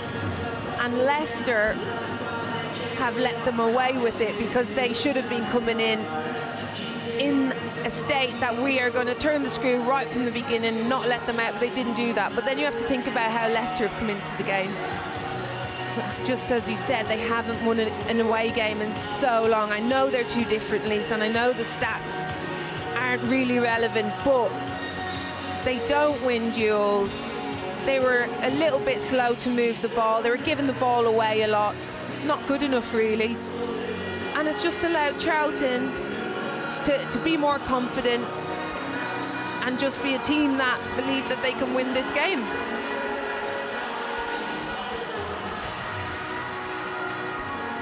Well, the two teams in their huddles. Extra time to come here at the Valley. Half an hour stands in the way of either survival, promotion, or relegation.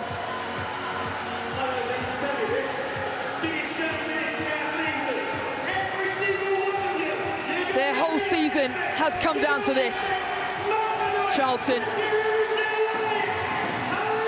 Leicester rooted to the bottom of the WSL table since February, haven't escaped since then. And it is all or nothing now.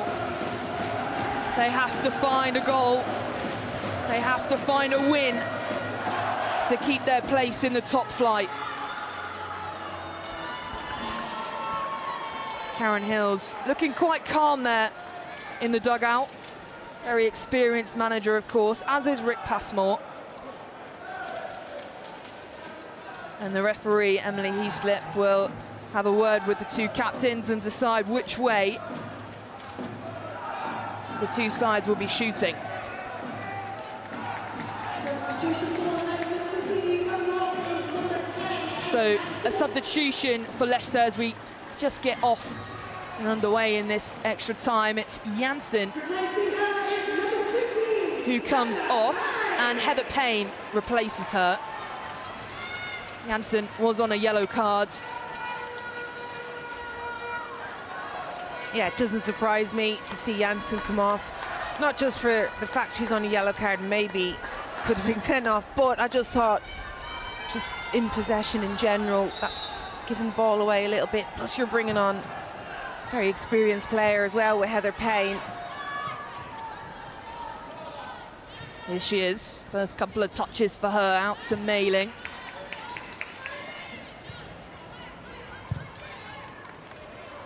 Swaby and Thibault.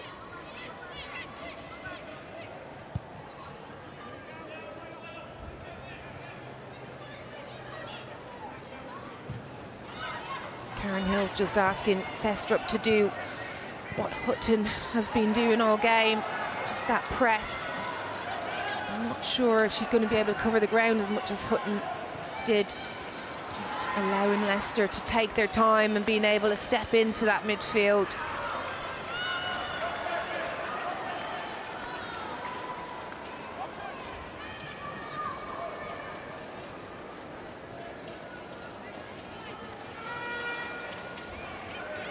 Fitzgerald, Bradley, calls of handball, and the referee gives it.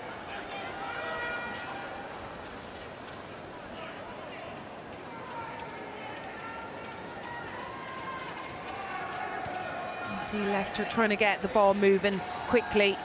Indication that they believe they've got the momentum now.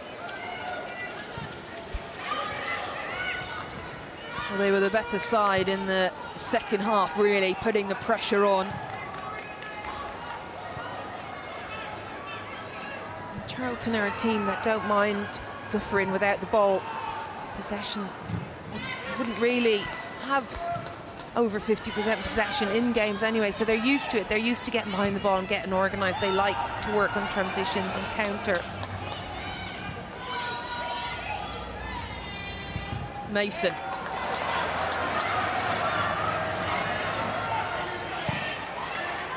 Lockwood. Mason collects, first time ball up and over. Oh, it just skimmed the bar, just skimmed the back post. Well, what a goal that would have been.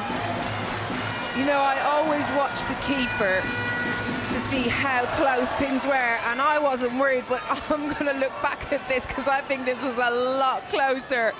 That was so close. What an effort that is. That was not too far away at all. Absolutely fantastic effort from Mason. Would have been her first goal for the club as well. Not a bad way to score, is it? What a time to score it, yeah. Here is Neville, though. Back out for Leicester City. Thibault. Payne.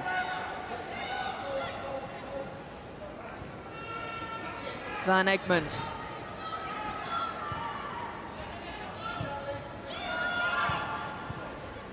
O'Brien. Never on target, outside the box, always going to be difficult from that sort of range. Yeah, it was a tired effort, wasn't it?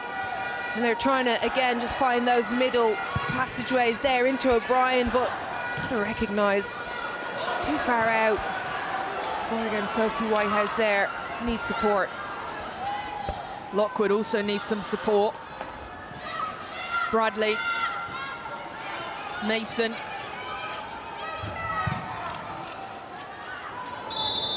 Swaby gets a touch to it. Tug of the shirt, I think the referee, Emily Heaslip, said. Thibault calling for her team to come in closer. McLaughlin into O'Brien. Leicester have no players running off O'Brien, and she's dropping in very, very deep, but then there's no players beyond her. Just means they've got no stretch in the game, Leicester. Here's Humphrey.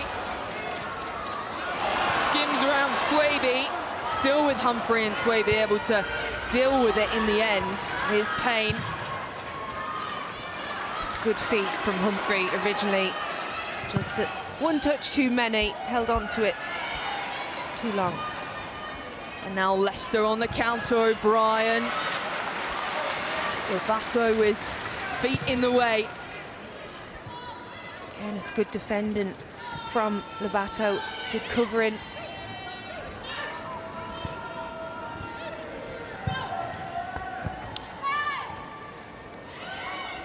O'Brien uses her strength to get to the byline. And again, it is up and over. Oh, it's just poor. That final ball needs to have better quality. I'm not sure if it's because they don't usually find themselves in this position. There's not enough quality in the final third. It's definitely an area for them to have a little look at. Well, they haven't won since December last year, Leicester. It was against London City, and it was only a 1-0 win. Not used to scoring goals. Neville flicked on nicely to Williams. Tries the back heel, but Fitzgerald in the way. Hills is calling for it. Goes to Leicester. She can't believe that. Neville takes it quickly.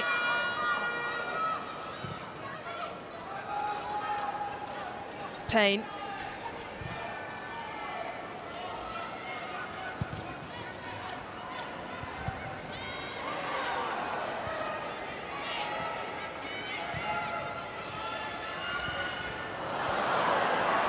McLaughlin. Van Egmond running on the end of it, but here is Lobato.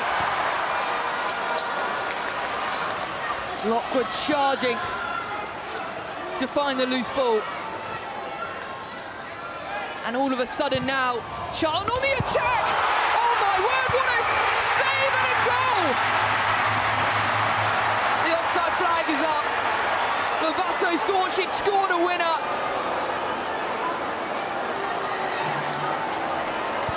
The Charlton fans up out of their seats.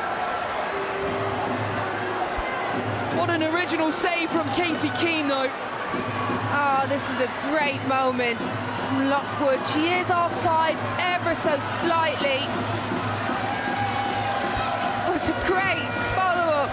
What a great way to score your second goal for the club as well. But you say Katie Keane got a touch on this. I'm going to believe you, Emily. It's a great save.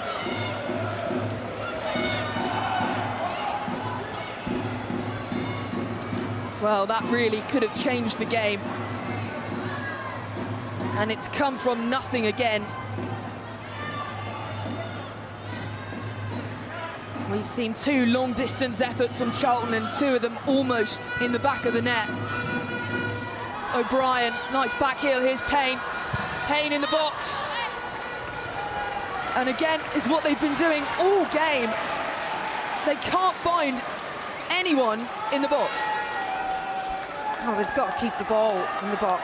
Also, I'm going to excuse Heather Payne because she's only on the pitch. But in general, it just needs to be better, doesn't it? And I'm expecting more from a team like Leicester when they do get into these positions. Just looking at this again, it's an absolutely brilliant save from Katie Keane. Wonderful touch from her to push it onto the bar. You can see she's celebrating the save there. And on the attack again, even the bench believed it. That gives them an extra bit of energy, doesn't it? Puts Leicester on the back foot again. Again, it's about that tug-of-war mentally. But it's all about who takes advantage of it. Bit of a sense of belief as well that they can score against this top-flight team. Tierney.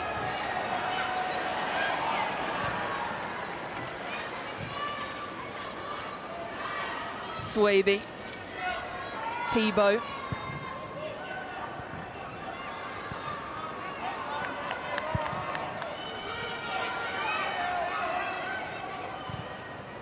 Van Egmond. Mailing.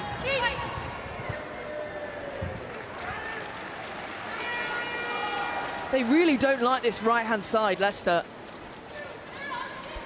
Just looking at Van Egmond picking up really nice spaces. Charlton, the two midfielders, are just trying to screen, but she's picking up those 10 spaces, and Leicester are finding her nicely. Then talk about that final ball, because they actually are getting into those areas and they're getting into decent crossing positions, but then it's all about the cross, which has been fairly poor today.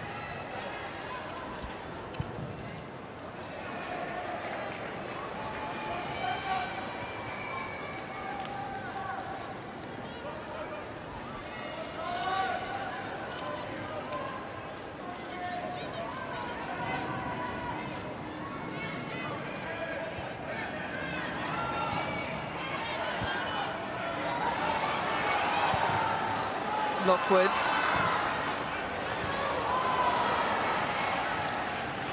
McLaughlin. Too heavy. I think McLaughlin's done well. Definitely grown into the game. Tidy player. Does not stop working. Real engine in there in the midfield for Leicester.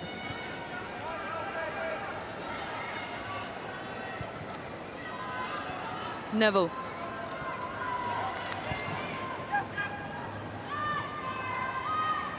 McLaughlin out wide to Payne, some room now for Leicester to breathe. Van Egmond back into Payne. It's never the right ball to go back in there. Here's McLaughlin though, wanted to set up shop and go for the strike there. Regains again, Van Egmond.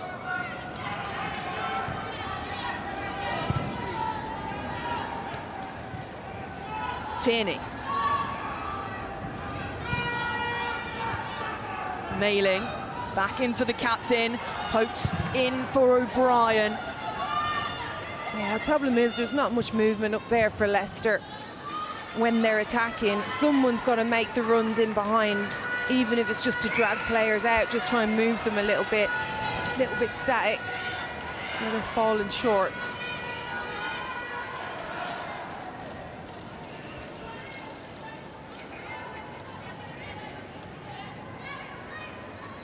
So this time there are players in the box for Leicester as this throw-in swung in by Swaby, headed on by Williams. O'Brien deflected and wide. Whitehouse, you would have thought, may have covered that. You just don't know, do you, that throw into the box. It's a great throw, such a long throw, and O'Brien does that so well, just when she can get that chance to turn in.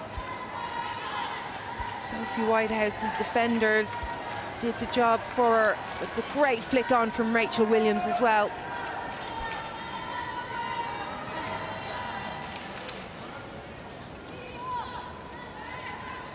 Tierney. Middle of the box, Neville with a header. On by Thibault. Quick footwork from the defender, wins another corner and celebrates that. Charlton do defend well. They're organised. They're in there. You can see Leicester trying to put the players in that 6-yard area.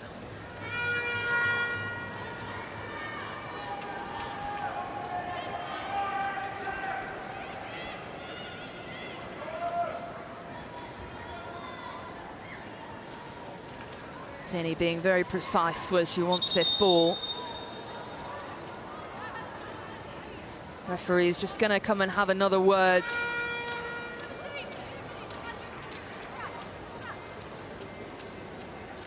Thibault this time, making a nuisance of herself around Whitehouse.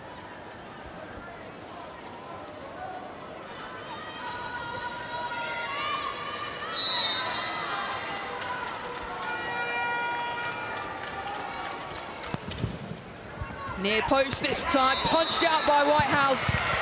And a double save, but it wouldn't have counted anyway. Referee's blown a whistle. Yeah, that's the thing. You've got Leicester City players in there, and it happens all the time in every game. And they'll be put in there to try and block the goalkeeper and try and just basically be a nuisance. And if the referee's watching that, they will give free kicks, free outs. But I did think Leicester should have went short there.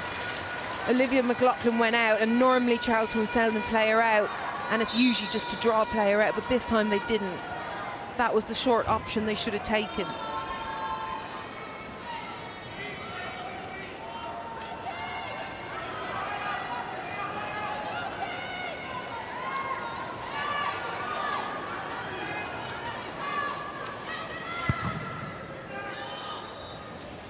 There it is then, half-time in extra time, and it is still 0-0. And there'll be a change of sides. Still awaiting a goal. We thought we had one with Charlton, but the offside flag went up for Lobato. And then Leicester keeping the pressure on with the corners down the other ends. Katie Keane, you can see, spurring on the travelling Leicester fans. And this was the best chance of the game, probably. What a brilliant save from her, Emma. It's a great save, it really is, and the more you see it, the better it looks. It's absolutely great. Fingertip save. It's a great strike. Of course, this end. Couldn't see how far Lobato was offside. It's your centre-back getting called for offside in play, which is a great sign for Charlton. Lockwood, fresh legs as well. Only just came on as a substitute, and you can see both sides having team talks again. Maybe a change of tactics, maybe. Most probably, they'll be thinking about penalties now as well. As Karen Hills will make some tactical substitutions, maybe. Managers will be thinking about it, and the players won't be allowed to even discuss it yet. But it'll definitely be on the minds of the managers. For Leicester, I mean, it would be absolute devastation if they were to be relegated for the first time to the BWSL 2. For Charlton, you feel like they deserve it, having been in the top two for 93% of the campaign. They will want something from this game. And they're spurring on the fans here at the Valley to get behind them in what is a big, big 15 minutes left before penalties.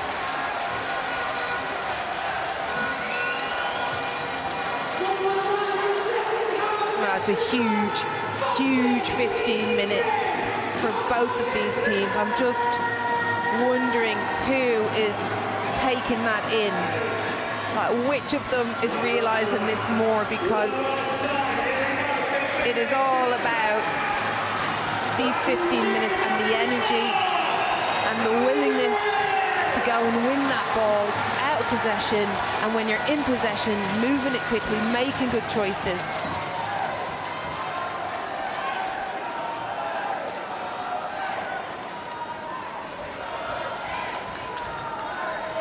So Charlton chasing the dream of promotion. Leicester desperately fighting to avoid the humiliation of relegation. One goal could do it. 15 minutes left to play.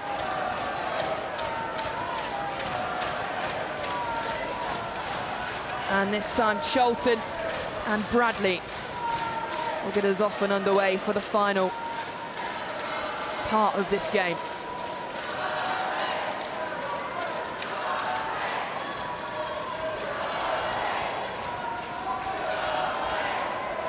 A high-stakes game. Everything is going to matter now. Do or die, all or nothing. And Bradley, Lobato. Sense of urgency now from Charlton. Kenny.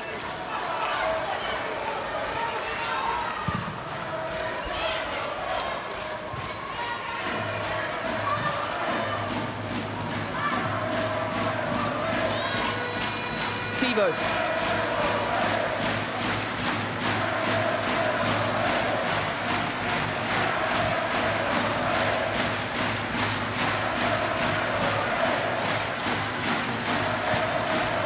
Williams.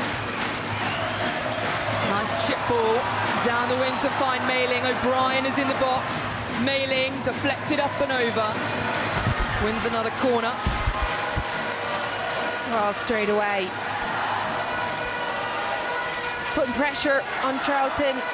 Another corner to defend against. It's all about the delivery now.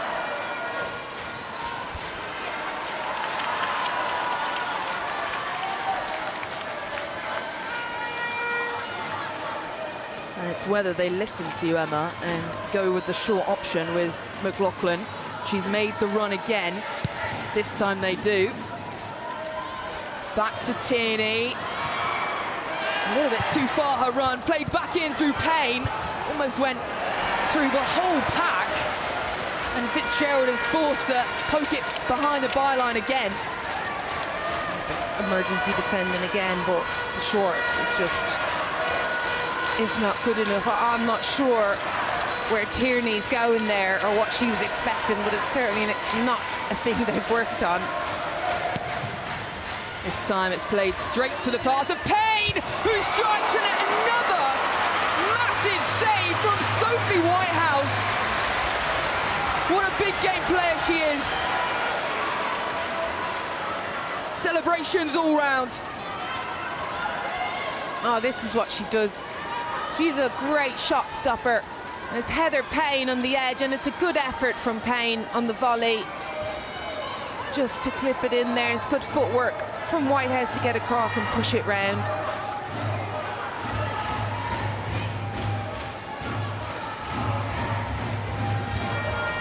Referee again not happy where Tierney has placed this ball by the corner flag.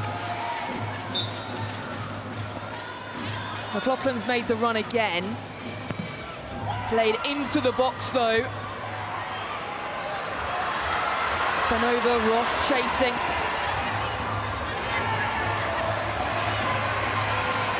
Rovato.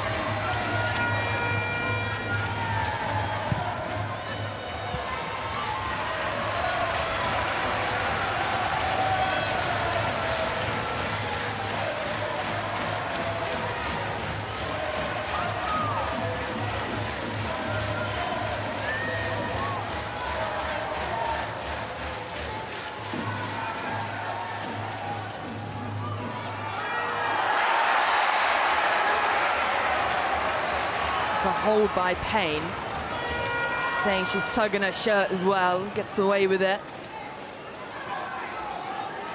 No card, but a free kick for Charlton. Well, I don't know if Heather Payne has ever played as centre-back before, but I have certainly never seen it. She is a winger, or she can be a full-back. She's even played as 9. So it's interesting to see how she does there. Karen Hills is pushing her team to go back. It swung into the box.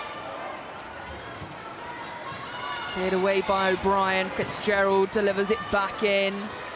Up and over by Swaby. Lockwood can't get her feet right.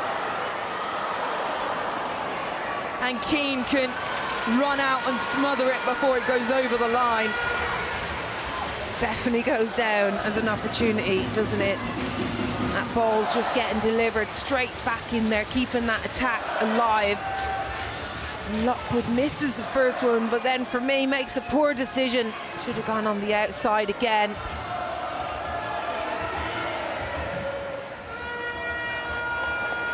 Neville.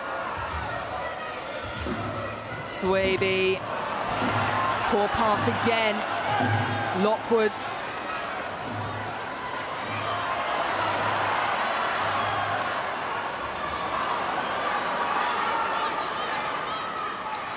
And Swaby shields for a Leicester goal kick.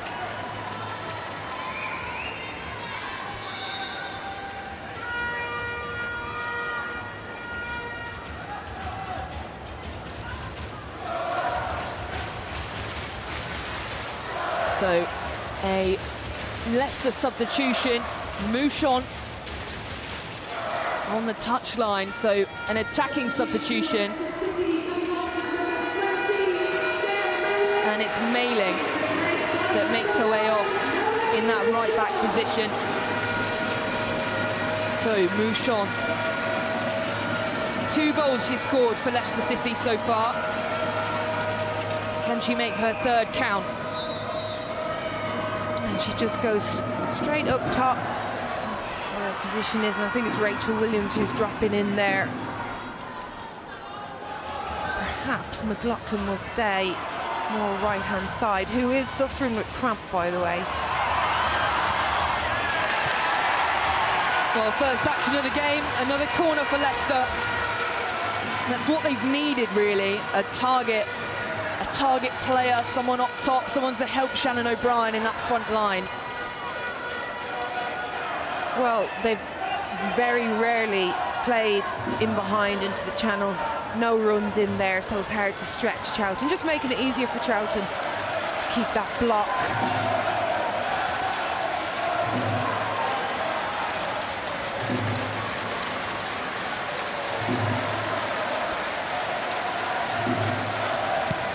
Tierney delivers it long again, headed on by Neville.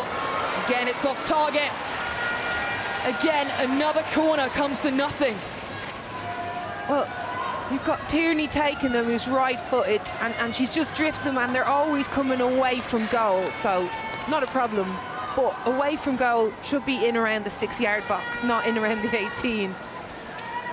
And nobody should be winning and scoring from that area if the defence are worked assault. But it's just strange, isn't it, because set pieces are such an important part of the game, and I really don't feel like Leicester have used them well enough today either.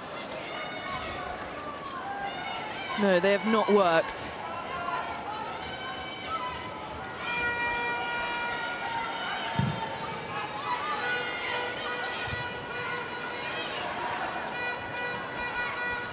Van Egmond.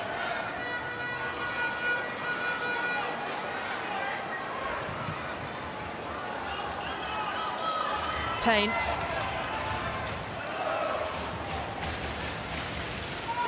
Swaby.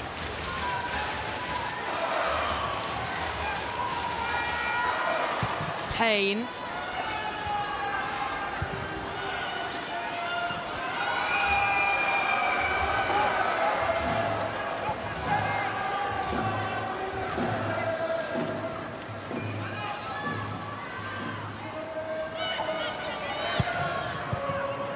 Mouchon controls it, has some time, drives forward, does well, gets the cross in, and it's forced behind by Mason. Good play by Mouchon. Yeah, it is good. And she said they needed a player like this who's going to get on the ball and drive, try and create something. Not enough of it. And you've got the players in the box now. You can see the amount of blue shirts in there. Again, another set piece for Leicester. They do seem to be taking a little bit more time, not rushing it, trying to get it right. McLaughlin's made the run on the corner of the box this time. Back to Tierney. McLaughlin. Payne, she's got to get this right. And Neville comes in to shield, but it's a yellow card for Heather Payne. On that challenge, tug of the arm, pulling her back. Yeah, and she does. She does do it. Bounds just beat her. She recognises it. Very slightly, I must say. Definitely looked worse in open play. But it comes from that corner. It actually comes from a really poorly executed corner. They've decided to go edge of box, fine. Ball goes back in, it must be delivered then. You can't play another short pass.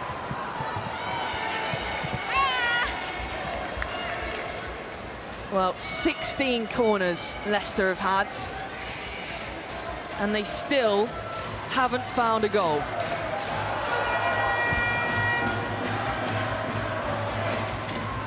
Something that Rick Passmore will have to work on if, that is, he is the manager for them next season. Here's Tierney. Neville. Now Leicester breaking. O'Brien. Van Egmond's in the box. O'Brien makes the run forward. Quick footwork from her. Van Egmond. Back to Tierney.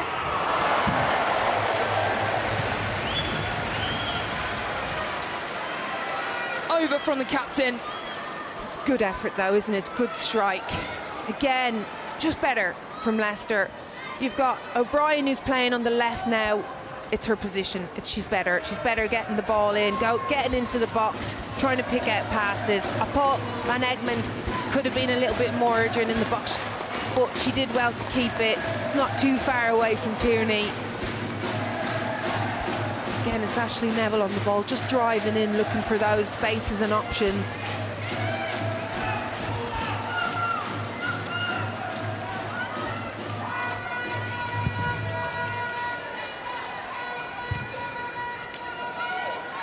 Mason. Destrop's made the run. Defending to do for Leicester. Picked up by Humphrey. She's got to find the right pass here. Fitzgerald.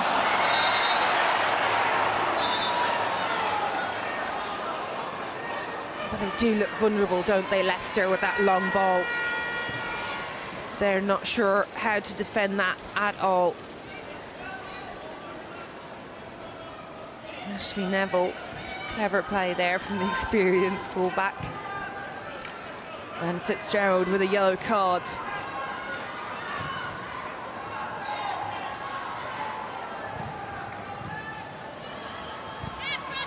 Van Egmond. Mouchon takes it quickly.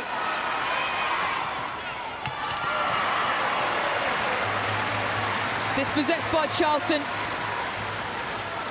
Expect her to do better in those situations. And now, really, are we playing for penalties? Well, Leicester aren't. I think Charlton might be. But it's the first time I've actually seen Leicester get frustrated about things. I'm looking at their reaction when things are poor, lack of quality, and there hasn't been much. Now I'm seeing the reaction. They want more. They're realising this is serious. This is very, very serious. Their place in the top flight could disappear as Neville. I think that was a cross meant to come in to find the head of somebody. Their place in the top flight is on the line. They have to win this game to keep their place. Charlton looking for promotion from the BWSL 2.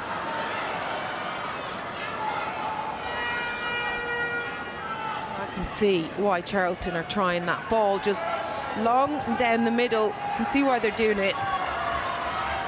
Leicester aren't really convincing me, but also Charlton need to be putting players up there for that, don't they? They need to be believing that it's going to go there and put pressure on the Leicester defence.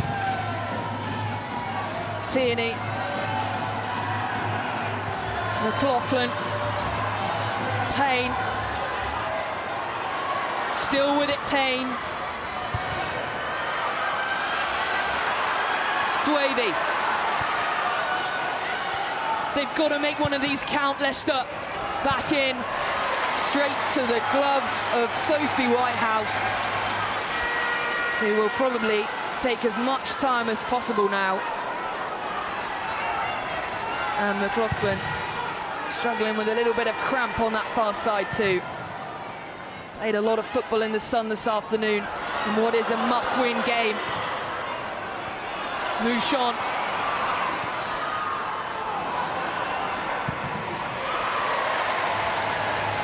Oh, McLaughlin's really struggling over there with cramp. She went down earlier on with cramp, and I always feel it's so difficult for players to recover from that. It'll always be there. Well, this would be great for Charlton, Emily. This is exactly what they need, a little break to see it through to the end. You can see there's quite a few, well, there was a few moments ago, quite a few players down on the pitch. Receiving some treatment. 1 minute of added time before we head to penalties. And this could be it. Mouchon stands over this throw, delivers it long into the box. Charlton failed to clear. Tierney back into the box. Two Leicester players charging on the end of it. No one finds it. Well, that's the player you want on the end of it. Rachel Williams just goes over. You have a look here, she's calling for the ball. Just that run, she cuts across too early. It's a great ball in from Tierney. You can see Ellie Mason there enjoying that.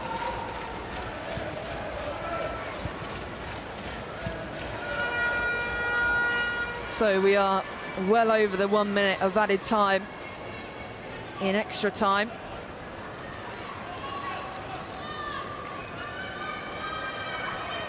Well, as happy as I am to see two Irish goalkeepers on here battle it out, I'm completely torn.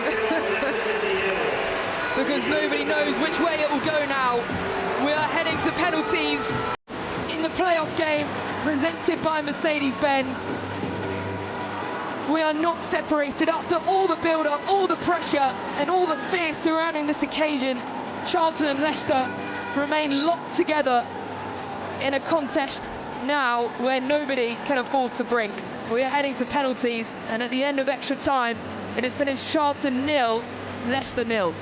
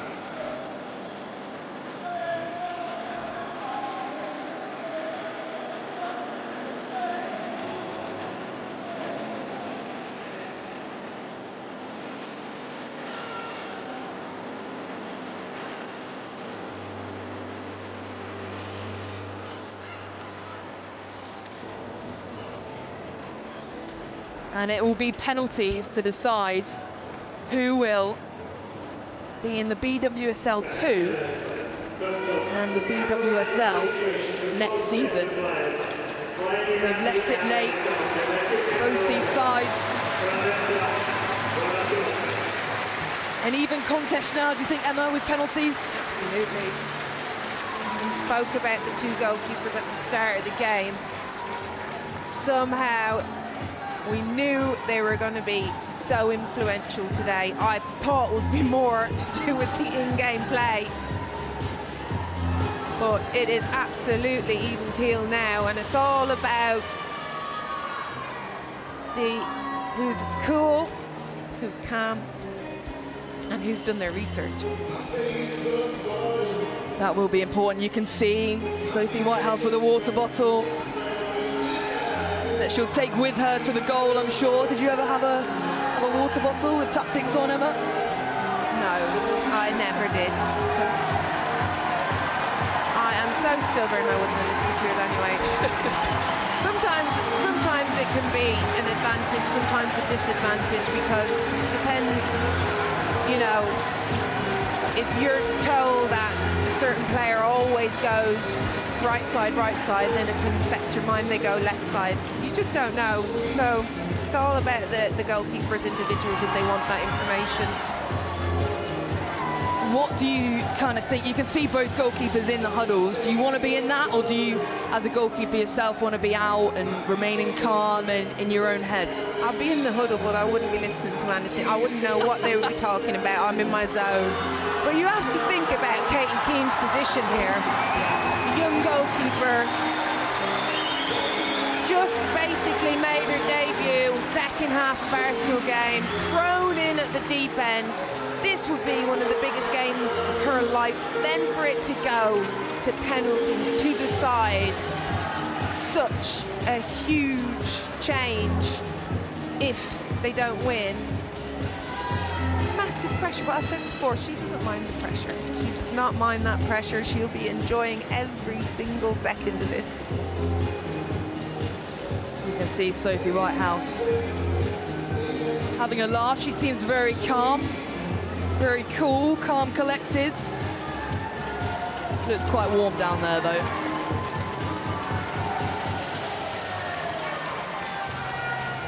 I mean, it is one of the only times we can praise the goalkeepers so much, so it's something to enjoy, and I hope they both look at it that way.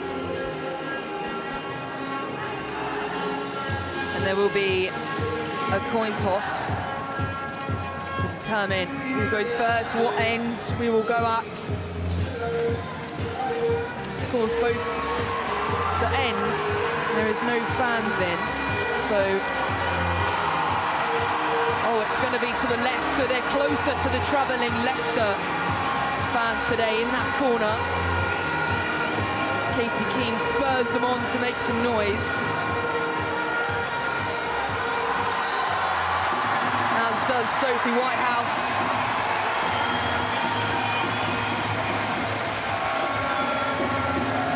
What a moment for these two goalkeepers.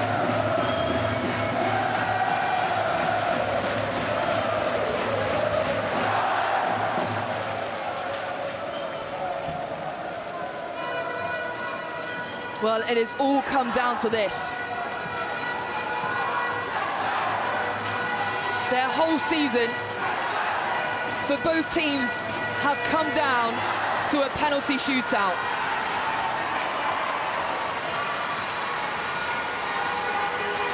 You can feel the nerves and sense of excitement around this stadium. And it's Emily Van Egmond who makes her way forward early, who will take the first one. There's a lot of pressure out there, isn't there? And, you know, they always say it's not the goalkeeper under pressure, but it has to be as well, especially the season Sophie Whitehouse has played. Her team will be expecting something in this shootout. So Van Egmond, the experienced midfielder, strikes and it's saved! Big save from Sophie Whitehouse. The first penalty is denied for Leicester City.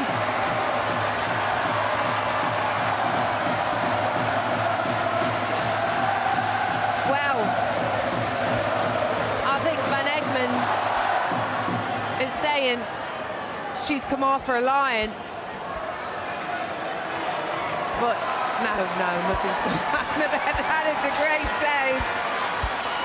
It's a brilliant save. What a way to start. And now the pressure immediately builds for Katie Keane. So Katie Bradley is up first for Charlton. What a moment for Keane.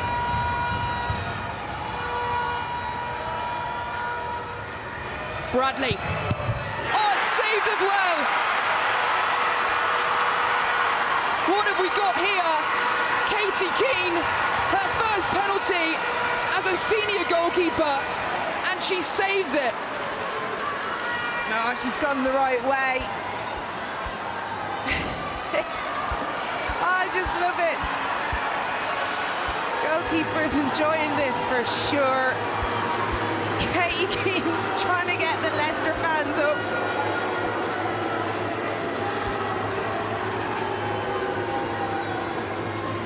That was the moment though, wasn't it, for Charlton to get one up.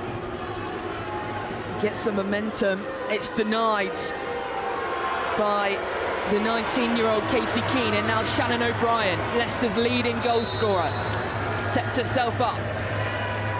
O'Brien, saved again! Sophie Whitehouse, wow!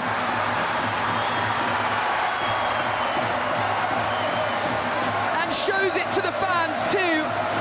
What have we got here? Just going the right way again. I have to say the penalty was not great, was it? Right height, not much power. Just look what it means to those goalkeepers.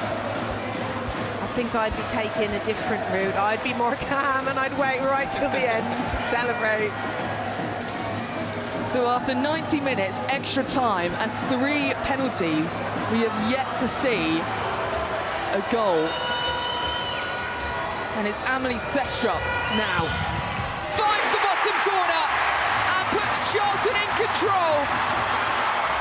Their leading goal scorer pounces first. And Charlton have the advantage. Power. That's what beats Kate Keane. Just that power going across. We didn't see that before. Oh, what a nerve-wracking time for Karen. No, she can't even look.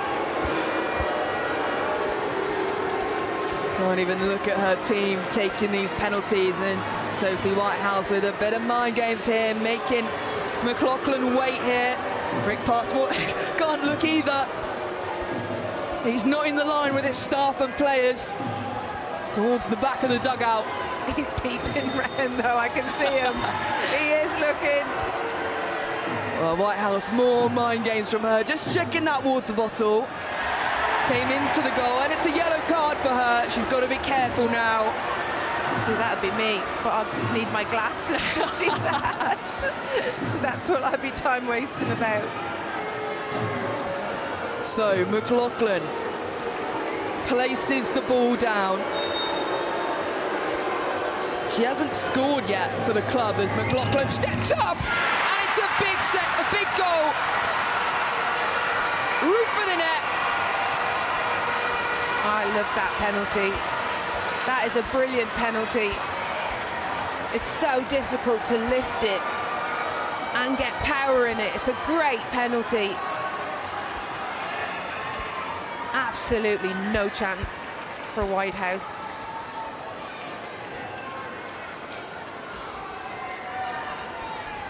Roof for the net.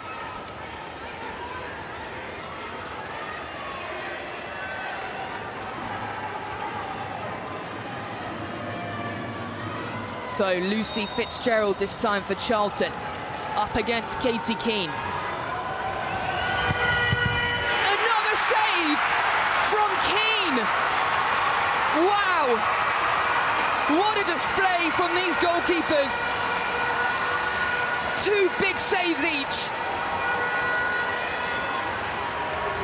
Yeah, again, Katie Keane guessing the right way, reading the shape. Just that open body was a great save from Katie Keane, who's over there enjoying every moment with the Leicester fans. Back to Leicester and Heather Payne. Another player yet to find the back of the net. Payne, and it's saved again by Sophie Whitehouse. And the Golden Glove winner keeps performing. Wow. This is a great save from Sophie. It's low. Not exactly in the corner. Their Payne will be disappointed with that. I mean, I'm not complaining. This is the goalkeeper show, and it's the Irish goalkeeper show, so I'm double. Wow, this is unbelievable.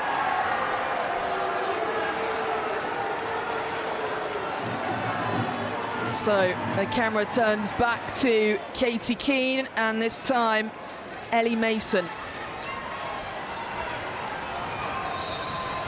Mason, quick penalty, finds the back of the net, and that's a big one. Leicester have to score now. Oh, she looks calm, didn't she? She looked calm. Nice strike.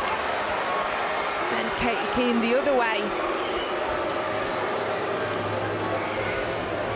Charlton in control at the moment. So if Mouchon misses this penalty, Leicester City will be relegated to the BWSL 2. What a moment. Naomi Mouchon.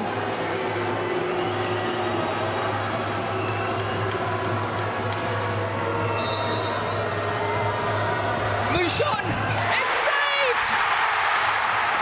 And Charlton are promoted to the BWSL. They've held their nerve and complete the dream in the most dramatic way imaginable. After 90 minutes, after extra time, after every ounce of energy, Charlton have found the courage to survive and are promoted. They watched automatic promotion fade away a few weeks ago. This club has climbed all the way to the Barclays Women's Super League through sheer determination. They've won on penalties, and Sophie Whitehouse the hero. For Leicester City, the pain is unbearable. Relegation decided from 12 yards. A season's work ending in heartbreak. But for Charlton, this history is written under the brightest pressure imaginable. It's finished after 90 minutes and extra time, 0-0. But Charlton win on penalties.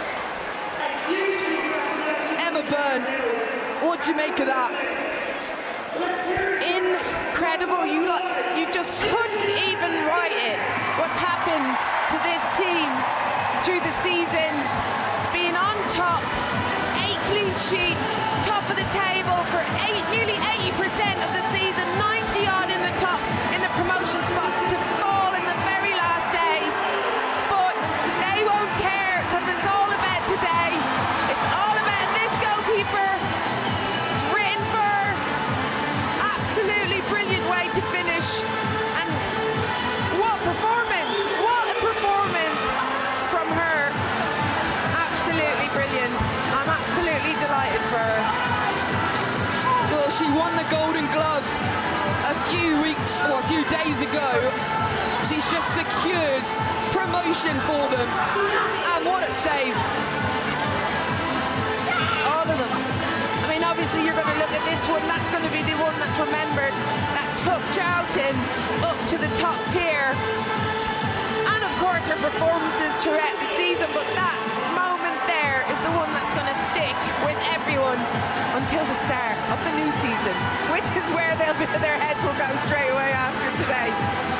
You can see what it means to these players. You can see what it means to Karen Hills. She's been in the game for so long. And she said a few weeks ago, if they were to be promoted, it would be one of the best achievements in her career. And she's achieved just that. Oh, what a roller coaster. Can you imagine the different emotions that this team has gone through over the last month, and had to have come in here having not played for 3 weeks? It's incredible. It's an incredible achievement from this club. It's an incredible achievement from Karen Hills, who has really had to pick this team up from an absolute heartbreaking moment of having to even go into playoffs. But It's incredible. Katie Keane in tears there, as you saw. Had a good performance today, though, kept it a 0-0 and saved 2 of them. But it is all about this Charlton Athletic team now. They are promoted and they can finally celebrate.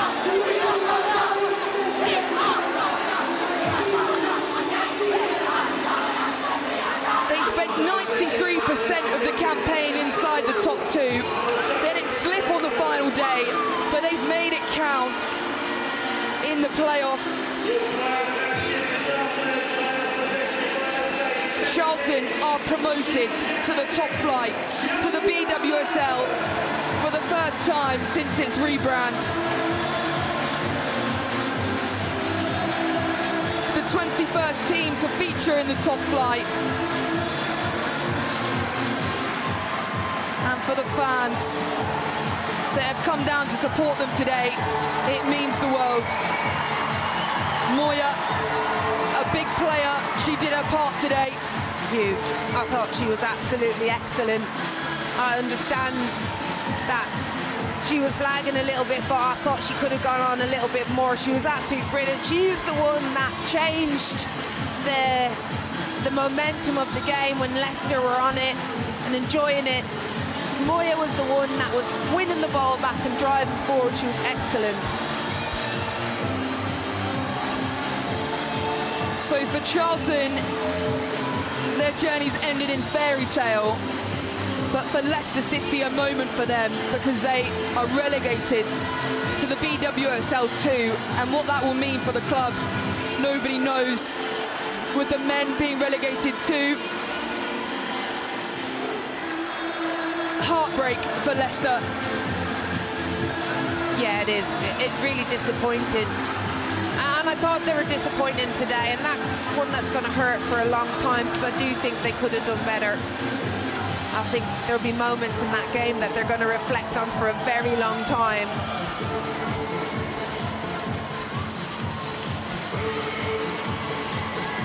For Charlton, what a day for them. They had 2 of their biggest defenders out. You can see Charlotte Newsom there, who ruptured her ACL a few days ago in training on crutches. Out for today with Endow, suspended on yellow cards too, and they've done it against the odds, defied them all. And for Leicester's fans, they'll travel back up the M1 with disappointment.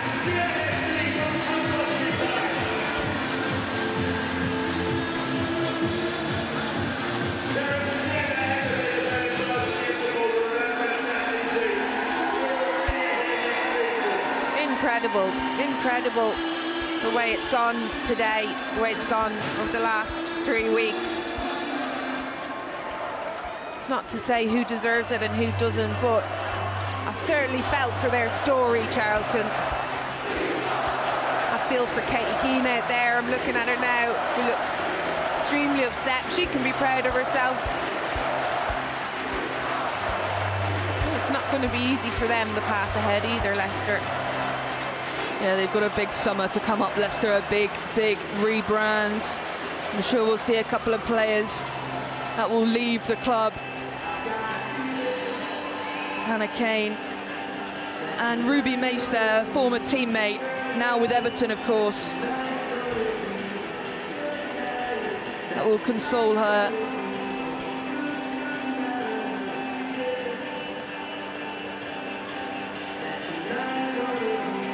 For Charlton, it's celebration. The tops are on. Promotion tops are on, and there will be shortly a trophy lift, and Sophie Whitehouse already with the champagne in her hands. I don't think anything can take her down. She's absolutely tremendous, and she deserves that performance today, how she's been all season. She worked so hard to get where she is, and it helps when you're a nice person as well.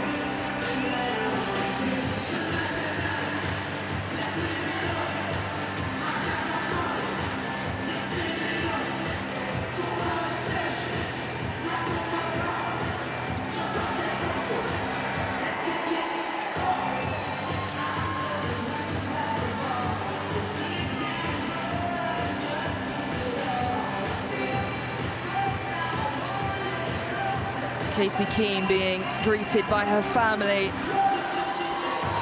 I mean, not to be for her today, but she's certainly done herself and the club proud. She saved 2 of those penalties. She's only featured